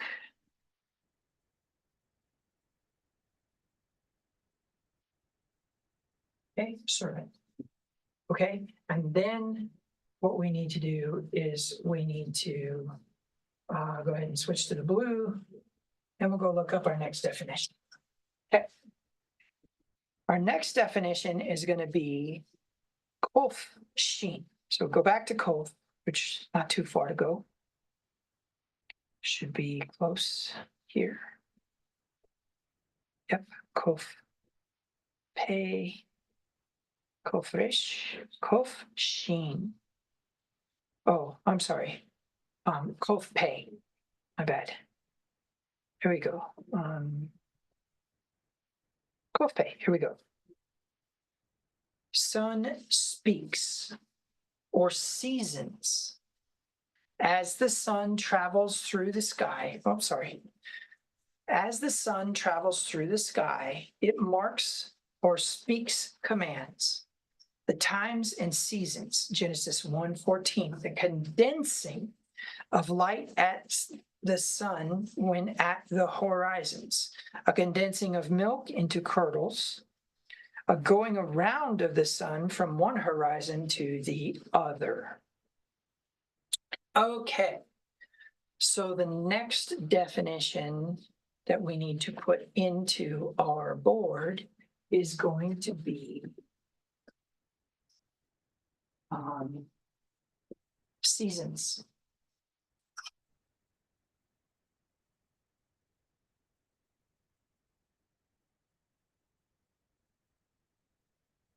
Okay, so then let's talk a minute about what I said earlier about deceit. Okay, let's put some understanding between us. Absolute truth is a person, which is an intuition when you hear your shepherd's voice, meaning that at that moment you are actually dwelling within the confines of truth that cannot be manipulated. That instantaneously creates trust because there is a common ground or familiarity. That in turn creates loyalty which then results in a willingness to believe something, even if it doesn't have absolute truth, if it began with absolute truth. And over time, that can result in manipulations. Let me give you a case in point. Let's say that two people come together as a couple in a relationship, okay? First of all, unless there is an intention in that relationship from the beginning of malevolence, which there can be, it can be a person who wants to control a man, or it can be a man who wants to control a woman, or in this day and age, it can be a man wanting to control a man or a woman wanting to control a man. But whatever the relationship dynamic is, if it's for malevolence, it's because there is a desire to control, right? Now, having said that, it is very, very important to not confuse submission and obedience and authority with control. Okay? What I mean by that is if there's a malevolence or an intention to control something and it does not contain an actionable absolute truth presence, then it is malevolent and therefore is designed to try to control another human being through the manipulation of emotion in a relationship dynamic. Okay? So, why is that important? Well, because then what we get into is if a couple doesn't come together as a result of malevolence, then they come together as a result of benevolence, which means even if you have an ex-husband or an ex-wife, or you have somebody who you're thinking about getting a divorce with, you need to remember that you started in benevolence. Both of you invariably heard your shepherd's voice, acted on the intuition of that, and that became the dynamic of that relationship. Did it stay that way? No. Because why? Because somewhere along the lines, deceit came in. You say, oh yeah, deceit, and indeed, this is what they did. Careful. Because some of that deceit can be your self-deceit. And in fact, it can be, it can be from the inception of the relationship. But here's the part that's important. Why do we have a serpent and a bending and seasons built into the word witch? Well, I think an important one would be that there is one way to control a human being that has to do with a lack of free will, and there's a way to control a human being that has to do with free will. So remember, all authority is permission to control another human being, to direct their movement, to decide on their behalf decide on their behalf what direction they need to move, okay? For example, a general will move his troops onto the battlefield in some manner, okay? Now, why is this so important? Well, because when we talk about the idea of the serpent, we have the concept of the idea of the fangs of the mouth of the serpent, right?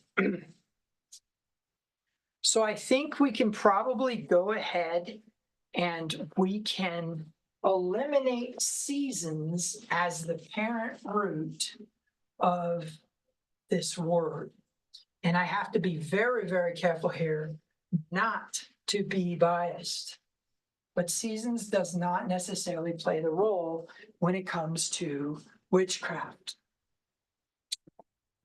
The straw or the bending definitely could potentially play a role because of the idea that there is actually a bending of the will that is present in the concept of deception, okay? So when we're working with this, I think what we probably need to do is say that straw or serpent play a role here, because seasons does not necessarily communicate the action of witchcraft. Okay, all right. So as we look at this, one of the things that we're going to do is we're going to need to look at the word witchcraft in order to understand our two words and see if we can discern something. In other words, the action of a witch. Okay? Okay. So in order to do that, we got to go back to our Hebrew word, kasam. Kasam. Okay? All right. So let's see. We need to go back into our Blue Letter Bible, and we need to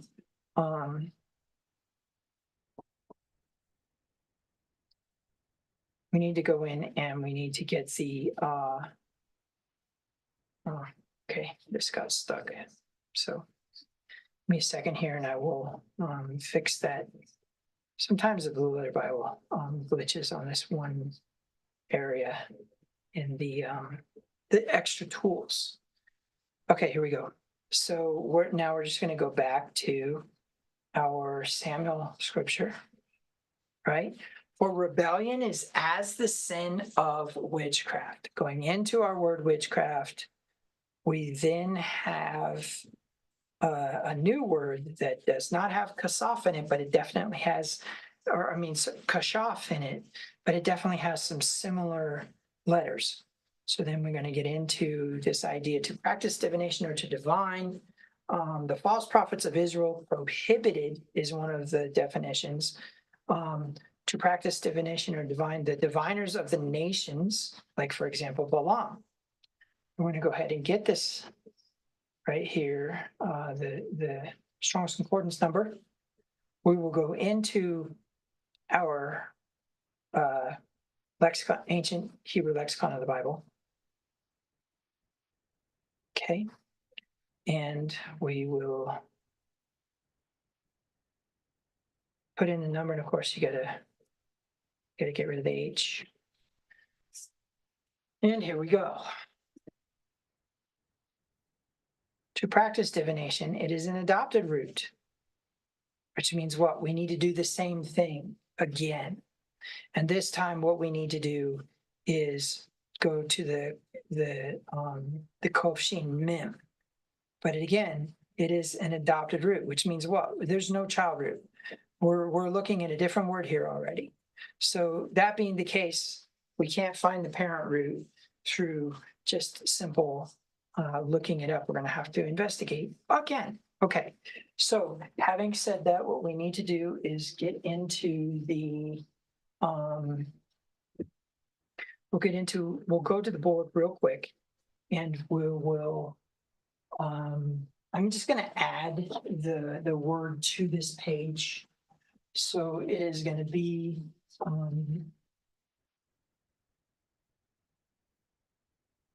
let's do a different color here.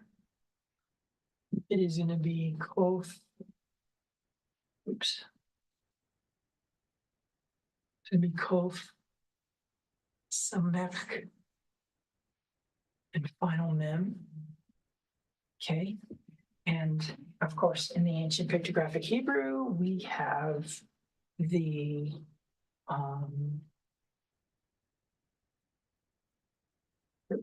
sunset at the horizon, thorn, right? And the water, right? That's what we have. And so, of course, we have that same concept here where we're going to have to go through and get these definitions. So the first one, of course, is going to be, we'll just follow that same pattern. We'll say that's going to be the green, right? And then the second one is going to be the pink, right? And then the last one is going to be blue. Okay, and so now what we need to do is we need to go find those. So what we're gonna have is we're gonna have the green one. And that one is gonna be the horizon or the sunset at the horizon and the thorn. Okay. The second one is gonna be the pink one, which is gonna be the thorn and the water, right? And then the last one is gonna be the blue one, which is gonna be the sunset at the horizon and the water. Okay, so there's those. We'll go ahead and then look those up in our ancient Hebrew language and alphabet book. Now, if you think that this is a long, drawn out process to study your Bible, you're not wrong. But does that change anything? There's a necessity here. Let's talk this for a minute. There's a necessity here because of what has happened in the past and because of what Christianity has defined as what this is and what they've done to people because they've thought that that's what this is. There is a necessity, an absolute necessity for us to seek out truth here, okay? Because there are people maybe who are being condemned who should not be condemned, and there's people who should be condemned who are not being condemned. Okay, all right. Nope, here, there we go. Okay, so our first, looking back at our board real quick, our first is going to be Kof Sin or Kof Samech, and that is going to be the gathering of the light at sunset and the thorn. So Kof Sin, since we're already in Kof, we're great. Okay, so here we go. Scales. The scales of a fish. Interesting. And I know why that's that way, but we'll just leave that alone. We're going to put scales on the board. Okay. So our first word is scales.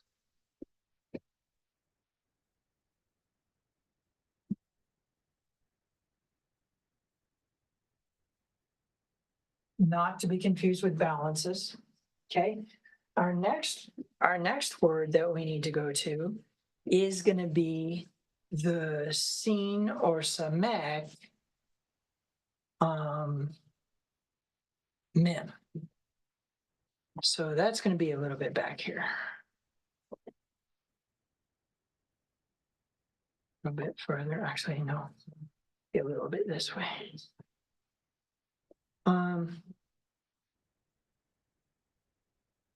There we go. So samek mem. There we go. Store. Right there, store. So we'll go back over here. We're gonna get our pink. Store. Okay. And then finally we have the Kof mem, which means we got to go back this way a little bit.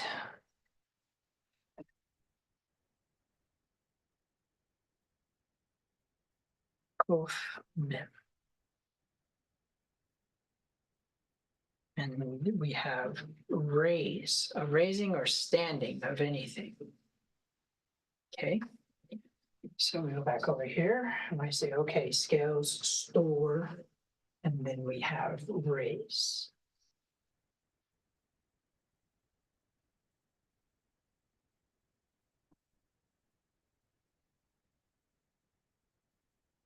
Well, this one's quite a challenge, isn't it? The concept of the idea of witchcraft having something to do with scales, store, or raise, right? Well, it looks like if that's the case, then we need to try to figure out which one of these would have something to do with witchcraft. Now, um, on the gut instinct, I would say that it's probably going to end up having something to do with raising, but I'm not going to necessarily assert that yet.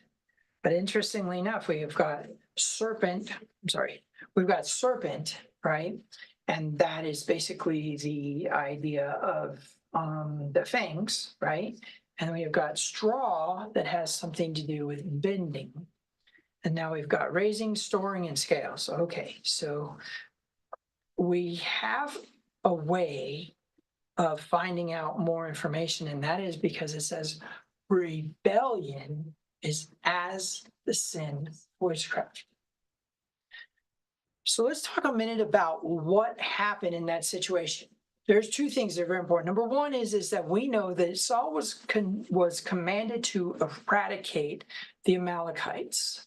And in the process, not only did he keep the king alive, but he also kept the sheep alive in order to sacrifice them to Yahweh. Now, obviously, Samuel would have understood what sacrifice really is. Saul obviously didn't, which means there were Israelites who did not understand table fellowship. But it's intriguing, right? That there would be Hebrews among Israelites, but Israelites themselves would not necessarily be Hebrews. Wouldn't that be an interesting thought?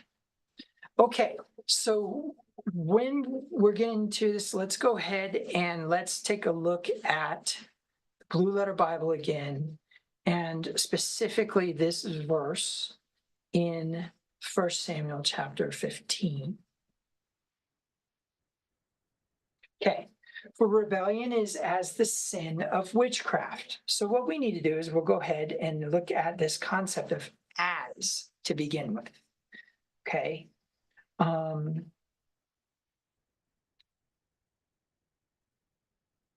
So let's see, we're going to go with for the sin of witchcraft, and then it says is rebellion.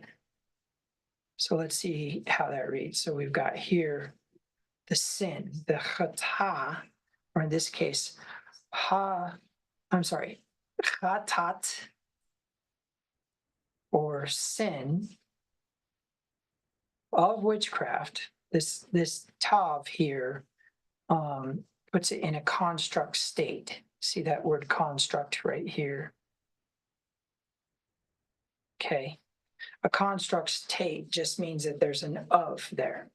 So this is a sin of witchcraft, right? And then we have this word meri, rebellion.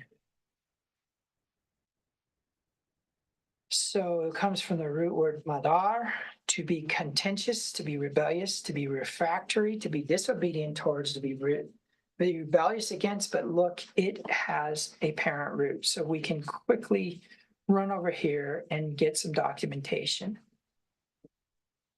I'm going to be going into the ancient Hebrew lexicon of the Bible. We're just going to run over here, jump in, put our Strong's Concordance number in. Oh, wait. I didn't take out the H. There we go. Okay. And then we can go straight over to the parent root. We don't have to waste any time here. It's going to be membrace, but we'll get to it. The parent root. There we go. There's the parent root. PR always stands for parent root. Okay. And it means to be bitter. And the pictograph mem is a picture of water, and the hresh is a picture of a head. Combine these mean water head or head waters. So let's talk about that. Head waters always have a oceanic connection to a river, right? So let's talk a minute about that for a second here. The headwaters of a river are only a trickle and have stagnant pools, causing the water to be bitter, something that is bitter of taste or attitude. Rebellion is one with a bitter attitude. So we have a bitterness, or the concept of bitterness, attached to rebellion. But what do we know about what happened with Saul here? He did not obey the instruction that the prophet had given him. Now, there are two things that are very important. The first is that there's somewhere along the lines where he did give authority or permission to control him to Samuel. Saul gave Samuel permission to control him or be an authority over him or move him in a certain direction. Saul anointed his head with oil as a sar, right? And specifically as a king. There's a certain version of a sar that is a king and not an agent. And then he what? He gave him instruction. Go to your dad, do this, right? So, and he was obedient to all that. And finally, we come to this moment, and he chooses not to obey, but also becomes pretty deceitful here, right? I saved the sheep because we were going to sacrifice him. But why did he let the king live, right? We don't need to get into too much about Saul's life or his behavior to just accept the simple fact that he was disobedient to the instruction of the authority that he was supposedly submitted to. Now, we could get into all kinds of things like why did he decide to start to become disobedient to him, et cetera, et cetera. But I think the key here is that there's some sort of bitterness built into all this. Now, what does bitterness have to do with scales and a fish? What does bitterness have to do with a storm? What does bitterness have to do with a rise? Well, there is an interesting concept here in that bitterness has a tendency to create stagnant pools have a tendency to create a rise in gases. So we could potentially align there. But then we got to get back to serpent and straw, right? So now what we need to do is get into the idea of what is characteristic of serpents and straw, what is characteristic of scales and store and race. Well, the first thing I think that we need to do is we need to understand that there is a specific concept here that it doesn't say like witchcraft. It says rebellion is witchcraft. Let me prove it to you. Let me show you. Let's see where we need to go. We need to go to the Blue Letter Bible. I need to give that to you guys. Okay, here we go. And so we're going to go back into that, and we're going to go to is as, and notice that that is as is in italics. Why? Because there is no is as. There is no is as. It's in italics. Doesn't exist. It literally says the sin, doesn't even say the sin. It just says sin of witchcraft is bitter or is rebellion. There is no is in Hebrew, just so you guys know. There's no word for is. But the fact that there is nothing with these, I'm going to talk to you a minute about parallels.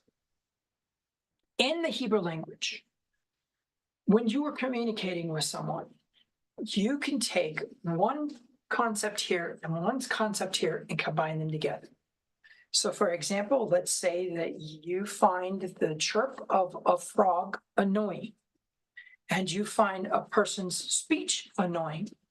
You can say, you are annoying like a frog, right? And then so basically you're saying that they're a frog, right? And they're chirping.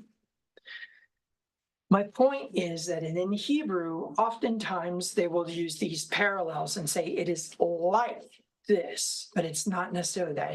A human being isn't a frog.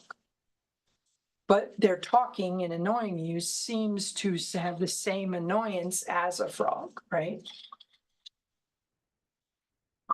The common ground is the voice of a frog versus the voice of the person who's annoying you. The reason this is important is because then when we get parallel combinations, then we start to look at what all of that means. For example, in the next part of the verse, it says that stubbornness is as iniquity. Well, iniquity is an interesting word, but let's say that we just leave that alone for now. But stubbornness is as iniquity and idolatry. Well, guess what? There's no is as there either, is there? There's no is as there either. Look. So here's our witchcraft, is as, and here's our iniquity, is as. Meaning what? Stubbornness and rebellion. So what is stubbornness? Stubbornness is going to be connected to the donkey. In Hebrew thought, the donkey will pull against the reins and not allow you to move it, and it will dig in its heels. And let me tell you, when an animal digs in their heels when you're trying to lead them, it's a very difficult process, right? And so what? Stubbornness is going to be connected to rebellion in the sense of the action itself. But then we find out that it is actual idolatry. Well, wait a minute. I thought idolatry was sacrificing humans to some statue and claiming that it has some sort of divine power to give you either provision, protection, or instruction, right? Baal, the storm god, was designed around the idea that you would give sacrifice, bloodlet, from yourself first, and then your family, your children, your crops, etc. You would give up something to exchange for rain. Okay? That's the worship of Baal. And so the concept then would be that that's idolatry. So how is that stubbornness?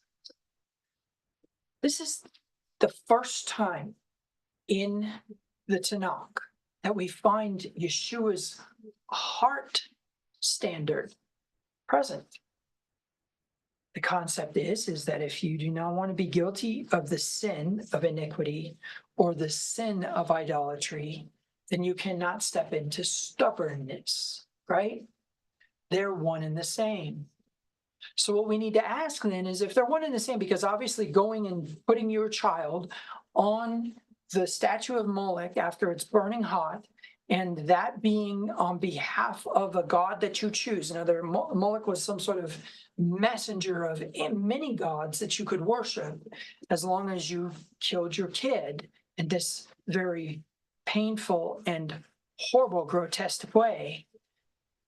You were giving honor to some specific entity that you believed would be the controller of the thing that you wanted, right? And somehow that has to do with stubbornness, which has to do with a hardened heart, an unwillingness to allow control of an authority. What authority? Truth, right? So I think as a whole, we start to combine these together, and what we discover is that there is a storing up of something. Well, it's interesting because if you look at these two, words together, then we have an interesting thing going on. The word straw is connected with the word store. Okay. What is actually stored when it comes to witchcraft? Well, bitterness. So there's a bending to bitterness. Oh, how we would love the serpent to be the word here with the witchcraft. But interestingly enough, the kof sheen has more to it than meets the eye. So let's do that first. Let's go to the kof sheen in our ancient Hebrew lexicon of the Bible. We went to it in the other book, and the reason that we did was because we basically had a foundational combination of letters, right? But let's actually go over to the lexicon and type in our letters and then go to our parent root. And there's our parent root right there, Kopshin. And it is this idea of stalk, right? But it's also this kind of concept of stumble, but it is this idea of gather, okay? The pictograph Kof is a picture of the sun at the horizon and the gathering of light. The sheen is a picture of teeth representing pressure. Combined, these mean bring together and pressed. Once the grain stalks are harvested from the field, it is gathered into bundles and secured with a cord in the middle. But look at this. The stiff part of the stalk that remains in the ground, the stiffness of a branch for making boughs or snares. And then that we have the word bow, includes the word rainbow in it. We have the concept of, looky there, stubbornness. Stubbornness. Okay. Looking back at Saul's life, Samuel tells him that this action that he's done is reflective of rebellion. What do we know of rebellion? In its simplicity, what is rebellion? Rebellion is a concept or an idea of not being obedient through a belief or a justification, and that's where we get back to what? Deception. Now, remember what I said, we would love the serpent to be the root of this, wouldn't we? But the truth is, it's the grain stalks. And the craziness behind it is based upon this whole concept of rebellion, of disobedience, of a lack of willingness to grant permission to control, right? But now watch this, and this is going to be crazy right here. Saul goes to a witch, and she conjures, lack of better words, Samuel back from the dead. Through her actions, she is able to cause somebody to come back from the dead and communicate with Saul.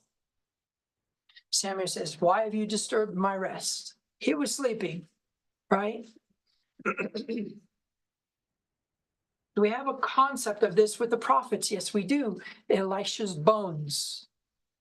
Somebody comes along, throws, there's a funeral going on, and raiders come, and somebody comes along and throws the body into Elisha's tomb, and the guy gets up from the dead.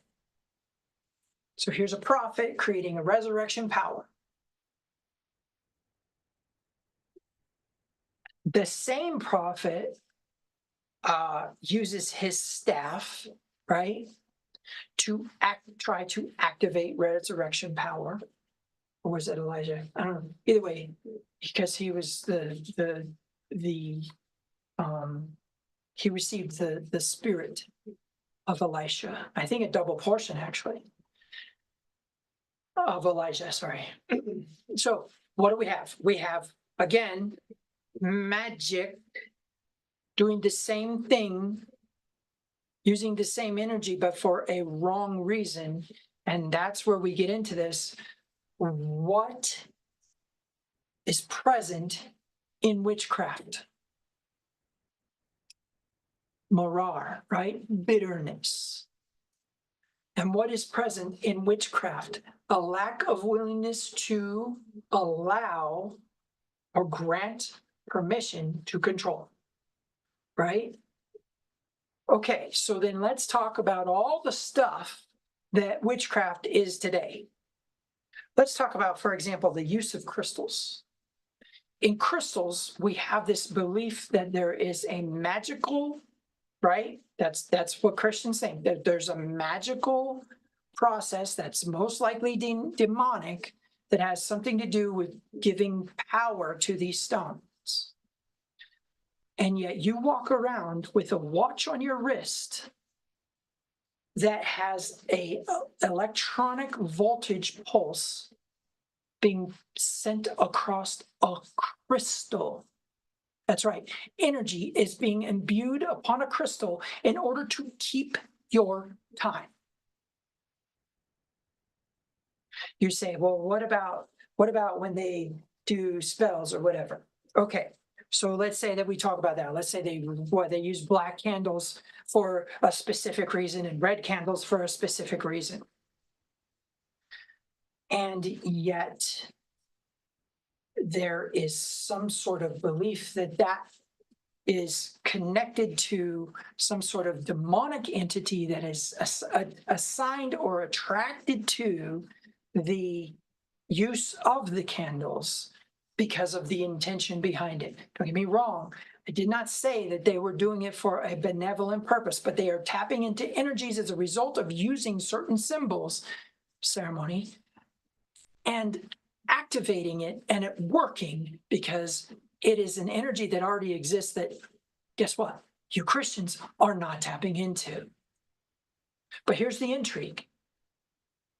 You will walk into, and I know that there's some Protestants are going to roll over in their graves right now. You're going to walk into a building, you're going to walk over and you're going to light a candle in memory of a person who has died.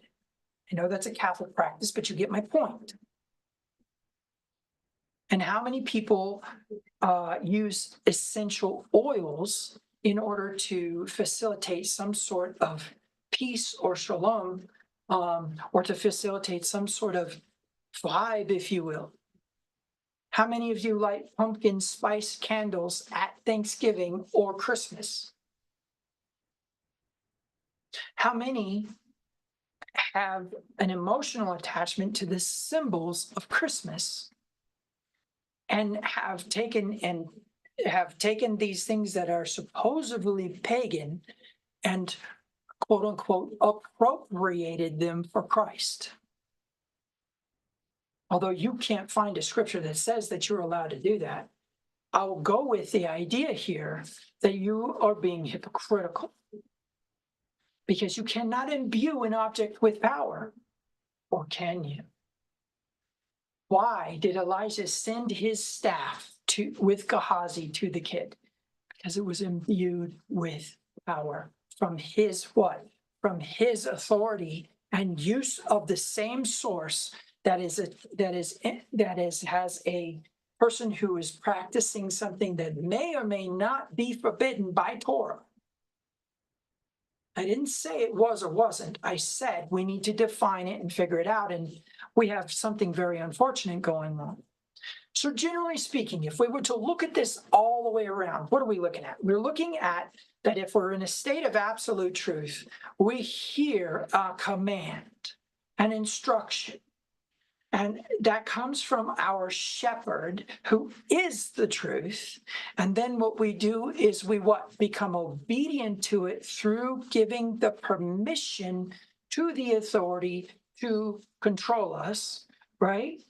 The opposite of that is rebellion, in that you are willing to push against that request as a matter of free will, and that somehow is witchcraft, which means that we need to look at the idea of witchcraft a lot differently.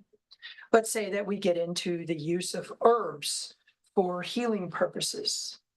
This also is considered witchcraft. You create a potion, you mix certain herbs together, and you smash them in a mortar pestle, and you create a poultice, and you put it on a wound.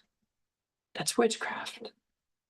And yet we see that prophets practicing the same thing, knowing which herb to put into a food in order to prevent it from being poisonous. A neutralizing herb. That would require a knowledge of herbs, which means the apothecary in and of itself is not witchcraft. We have people who use symbols in certain ways. We use music in certain ways to facilitate certain emotional connections to things. Because why? Because emotion plays a role. Because why? What moves energy? Compassion. Remember, energy only moves through compassion. Now, compassion for self could play a role there. And we get into malevolence and we get into something else. Because why? What is the difference between benevolent and malevolent forces? Benevolent forces are forces that are designed to benefit the human being on their behalf, right? Malevolent forces are designed to somehow benefit the practitioner to do something to a human being. Let me explain.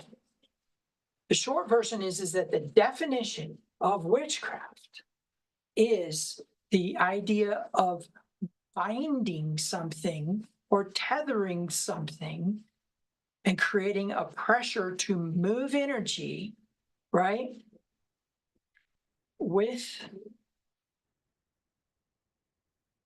the mouth. So now we have the speaking of a spell, right? Well, what's the difference between that and prayer? If we're trying to influence something that currently is the reality, let's talk about this. What do we got? We got, let's say somebody's got cancer, okay? We're now requesting that the intensification of all power in the universe alter the reality in front of us in order to have a benefit to the person who has cancer. Because why? We don't want to lose them. Or we think that cancer is not fair, and so we're trying to what? Alter the reality of what's going on at that moment. But nobody realizes that cancer is a natural order process of an actual concept. That is what we're talking about. Cancer is a rebellious cell, refuses to follow the instruction of the DNA. You see where we are at with this concept of rebellion based upon bitterness, which consequently poison is bitterness. And we get into the idea that the ancient witches or sorcerers used poisons to affect a human being in some way. And yet we have antibiotics today. You get a cold, you go to the hospital, you get an antibiotic, you're committing witchcraft. You're ingesting poison in order to receive, according to your definition of witchcraft, mind you, but also the concept of the bitterness of poison. In fact, there's actually a concept that the definition of a witch is a poisoner, but we won't get into that. Because what I'm more interested in is what the ancients drew to explain what was going on. So what are we storing up? We're storing up bitterness, which is giving us what? A justification, an entitlement to be disobedient to the instruction of truth. Okay? So if I was to find a scripture and that said that Torah was truth, what would your response be? And then I'm going to take it a step further and say that at the core of this thing is whether or not you are trying to control another person without their permission. Because what is it? Manipulation, coercion, or force is how we activate malevolence. So if we manipulate a person through deceit, we what? Have to have a foundational connection to absolute truth. Because the person's not going to trust you unless you have activated some form of the shepherd's voice. So now what's interesting as we get into is the hypocrisy of Christianity condemning the healing arts and the New Age movement in favor of the practitioner of witchcraft. You'll wear a crystal watch on you'll wear a quartz watch on your wrist. You will speak spells to try to alter states of reality. You will attach emotional,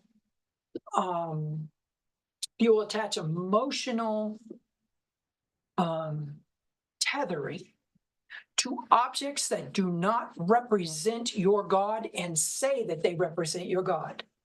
I've had people have the nerve to say that that phallic symbol that's set up in your living room because you put a nail on it represents the cross, which consequently it kind of does because the cross itself is a phallic symbol that was never adapted by any of the Hebrews who wrote the epistles or who walked this earth as the Torah made flesh, but instead was an adaptation of a symbol that ended up being the conquering, powerful symbol of the armies of the founder of Christianity being Constantine. We don't need to get into that. But the concept is that what we have here is hypocrisy.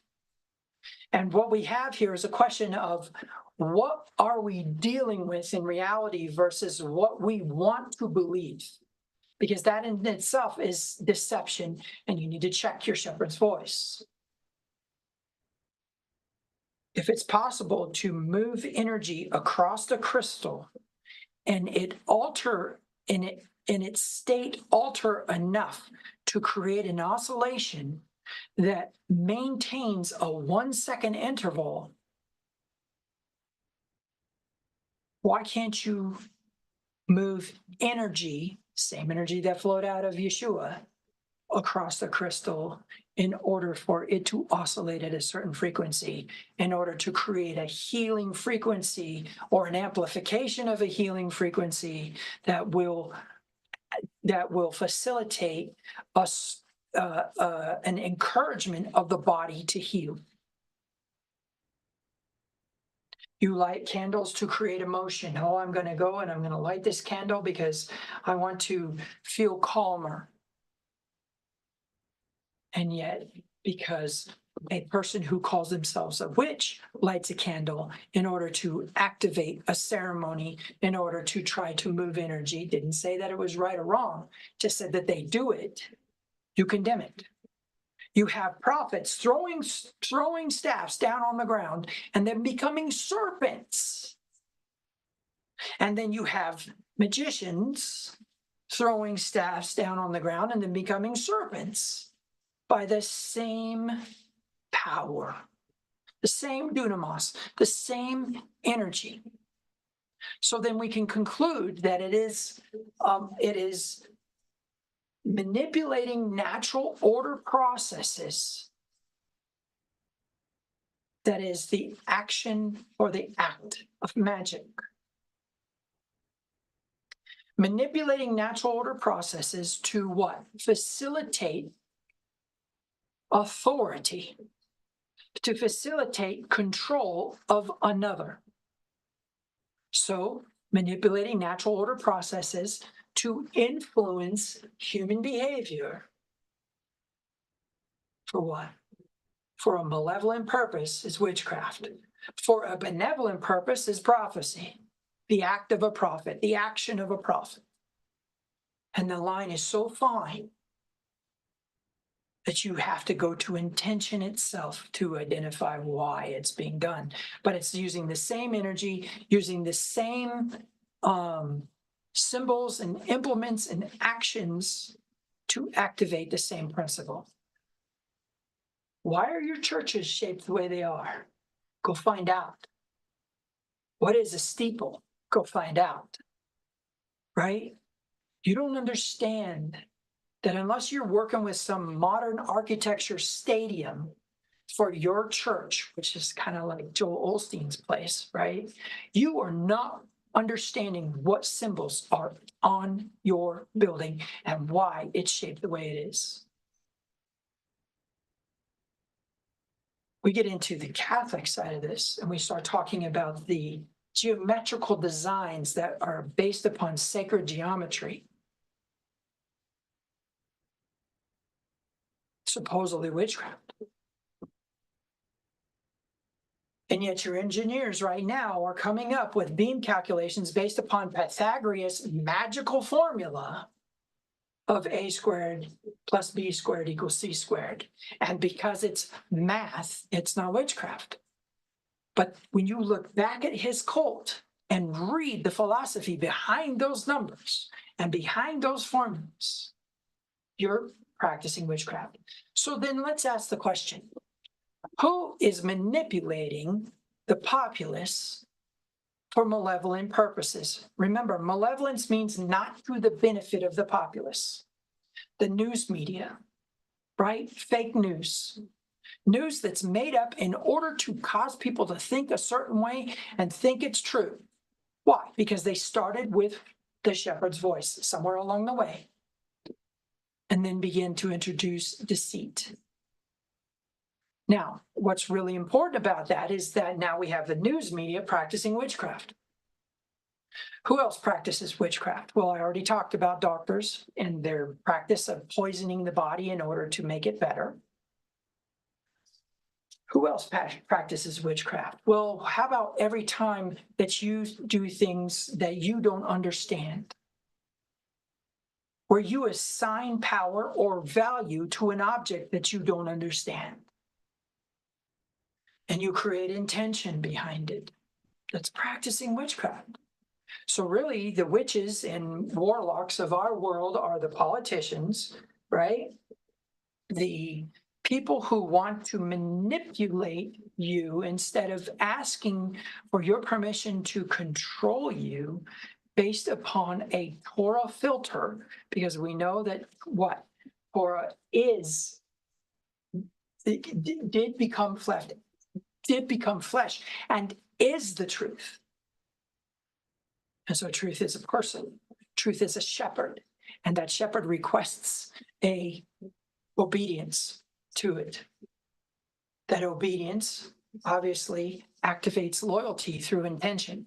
You move to allow control through intention. So if a person comes along and for a malevolent purpose manipulates natural order processes like praying, for a malevolent purpose, they're a witch. But if a person comes along and manipulates natural order processes like walking on water for benevolent purposes, they are a prophet. Careful that you do not confuse the two, because you will become dangerously close to being the accuser of the brethren. Now, a person calls themselves a witch and all they do all day is play with essential oils and crystals and mess around with imbuing objects with power for benevolent purposes. Are they really a witch? Who cares if they call themselves a witch? They can't call themselves a Christian because why? Because that's what we've done to them. That's what we've said to them. What about people who practice the art of healing energy? Where's that source coming from? All good things come down from the Father of lights. Where do we have a malevolent being healing somebody for a benevolent purpose? We don't. We have people utilizing energy, utilizing the natural elements of our reality to help to heal people. What has this got to do with cycles? Well, it has somewhat to do with ceremony, that's for sure. Because remember, the cycles are the Moedim, the feast days, right? But what are we missing from the feast days because of our Christian bias about the use of oils, the use of crystals, the use of other things that have a natural order process to their existence that scientists have already discovered and operate in? Why do we have such a destructive vaccine be so effective in dealing with the human body, where we're poisoning the body in order to destroy a disease? Because of witchcraft, a malevolent use of herbs, pharmakia, right? Big farm, big medicine, et cetera, et cetera. Now, I could get into all kinds of conspiracy theories, and we could talk about the satanic cabal, and we could get all this other stuff going on, or I can tell you, if you wear a quartz watch, you are supposedly a witch. I know that sounds off the wall, but you're putting energy onto a crystal, and that crystal is oscillating, encouraging a keeping of time, which is an illusion in and of itself. And yet, if I take a crystal and I put it on a person with an understanding of basically not only the frequency of DNA, but an amplification of that through the oscillation of that crystal by altering its actual solid state, which is exactly what's happening in quartz watch, go research it, then how am I any different? Because it's for a benevolent purpose. You see, in the end, what we have done, we have allowed things to infiltrate our faith, our religion, like Easter and Christmas, in favor of the revelry of it, and are encroaching upon the potential of witchcraft. And we have eschewed, or we have disassociated ourselves with the actual true healing powers of nature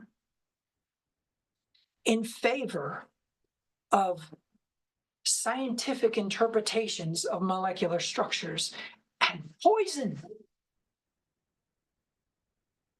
How malevolent. And you say, well, wait a minute. You just said that they're doing these things for a benevolent purpose. Yes, it's an interesting concept, isn't it? It's that idea that we're using antibiotics, which poisons the body and kills very specific and important bacteria in our body that can't be restored without some external infusion of that bacteria to try to heal a person. But then we throw out the door the natural order processes that were already designed for our healing. That's the danger here.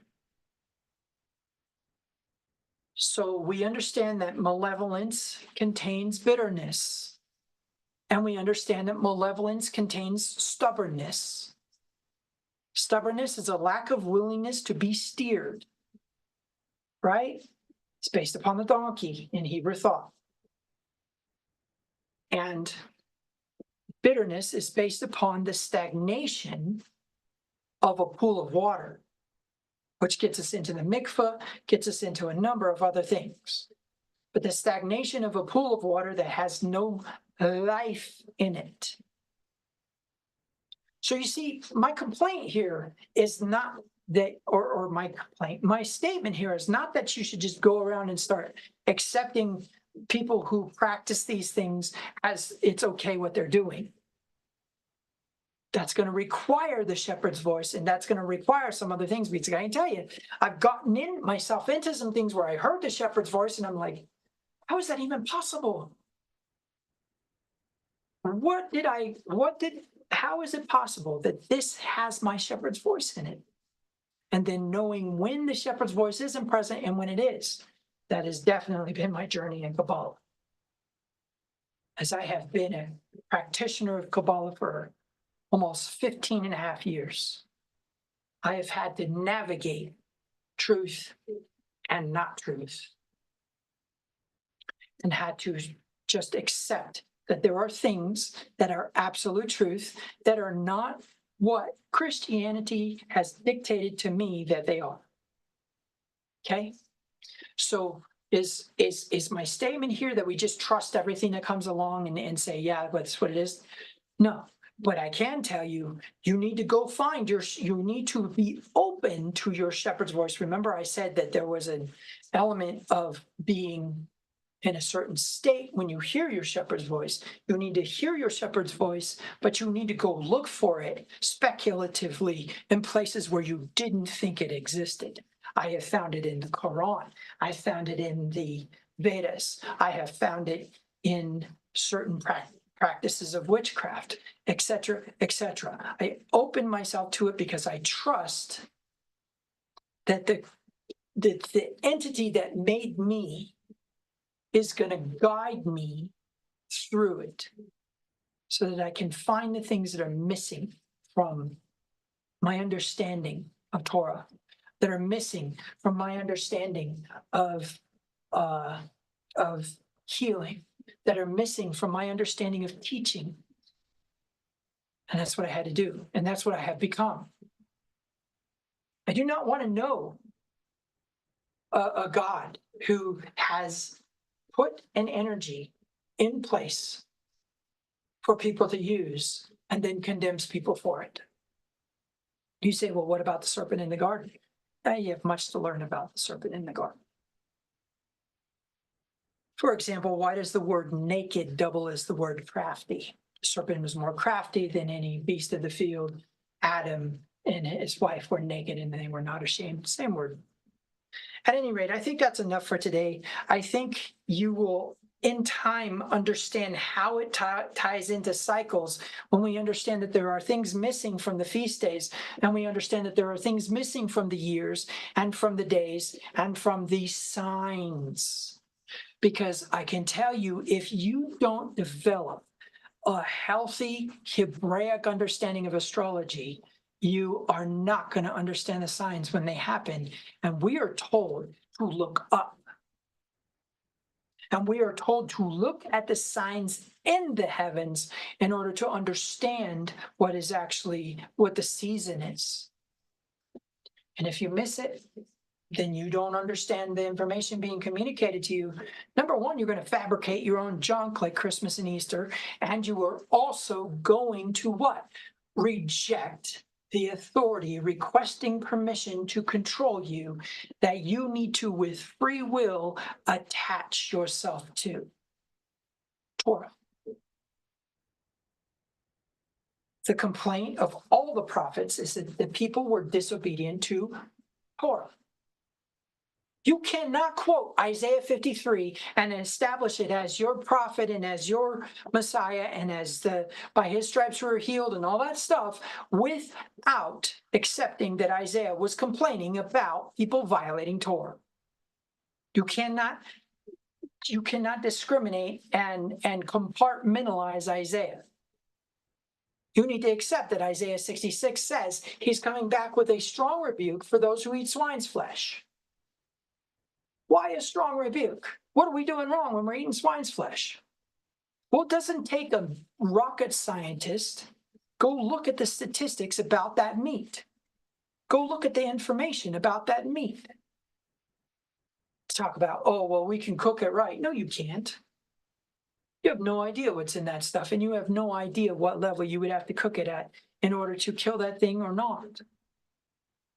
Not when we have tardigrades who can live in lava or in heated water. Come on, people. So, in the end, let me say this. The reason why I took you through this journey of witchcraft and of stubbornness and of rebellion and of divination is to help you understand that there's things you don't understand about that word that you're attaching because of pastors who are repeating junk from theological seminaries that were established by the Catholic Church, who had the pagan infiltration in the first place in 325 AD at the Council of Nicaea when they replaced Pesach, the season that your Messiah died and was resurrected in, for Ishtar, the destruction and exploitation of children for a fertility ritual. That's right. Replace Passover with Easter. I think you need to rethink who you're rejecting and who you're labeling and who you're condemning before you think you understand what you understand about a thing. Stop thinking that Pastor John knows the answer because he's repeating something that the Catholic Church taught him. An anti-Semitic entity, by the way, in the sense of how Luther and Calvin felt about Jews. Meaning somewhere along the lines, he actually hates the ethnicity of his Messiah. We won't get into that. Okay. I could go on and on and on with this, but I want to be careful to not get too caught up in creating a length of time and people get bored with the information. The biggest thing I want you to understand is that you need to re-examine the definition of your words that you think you understand about Scripture, about the Torah, Nevi'im, Ketuvim, the Acharei, Ketuvim,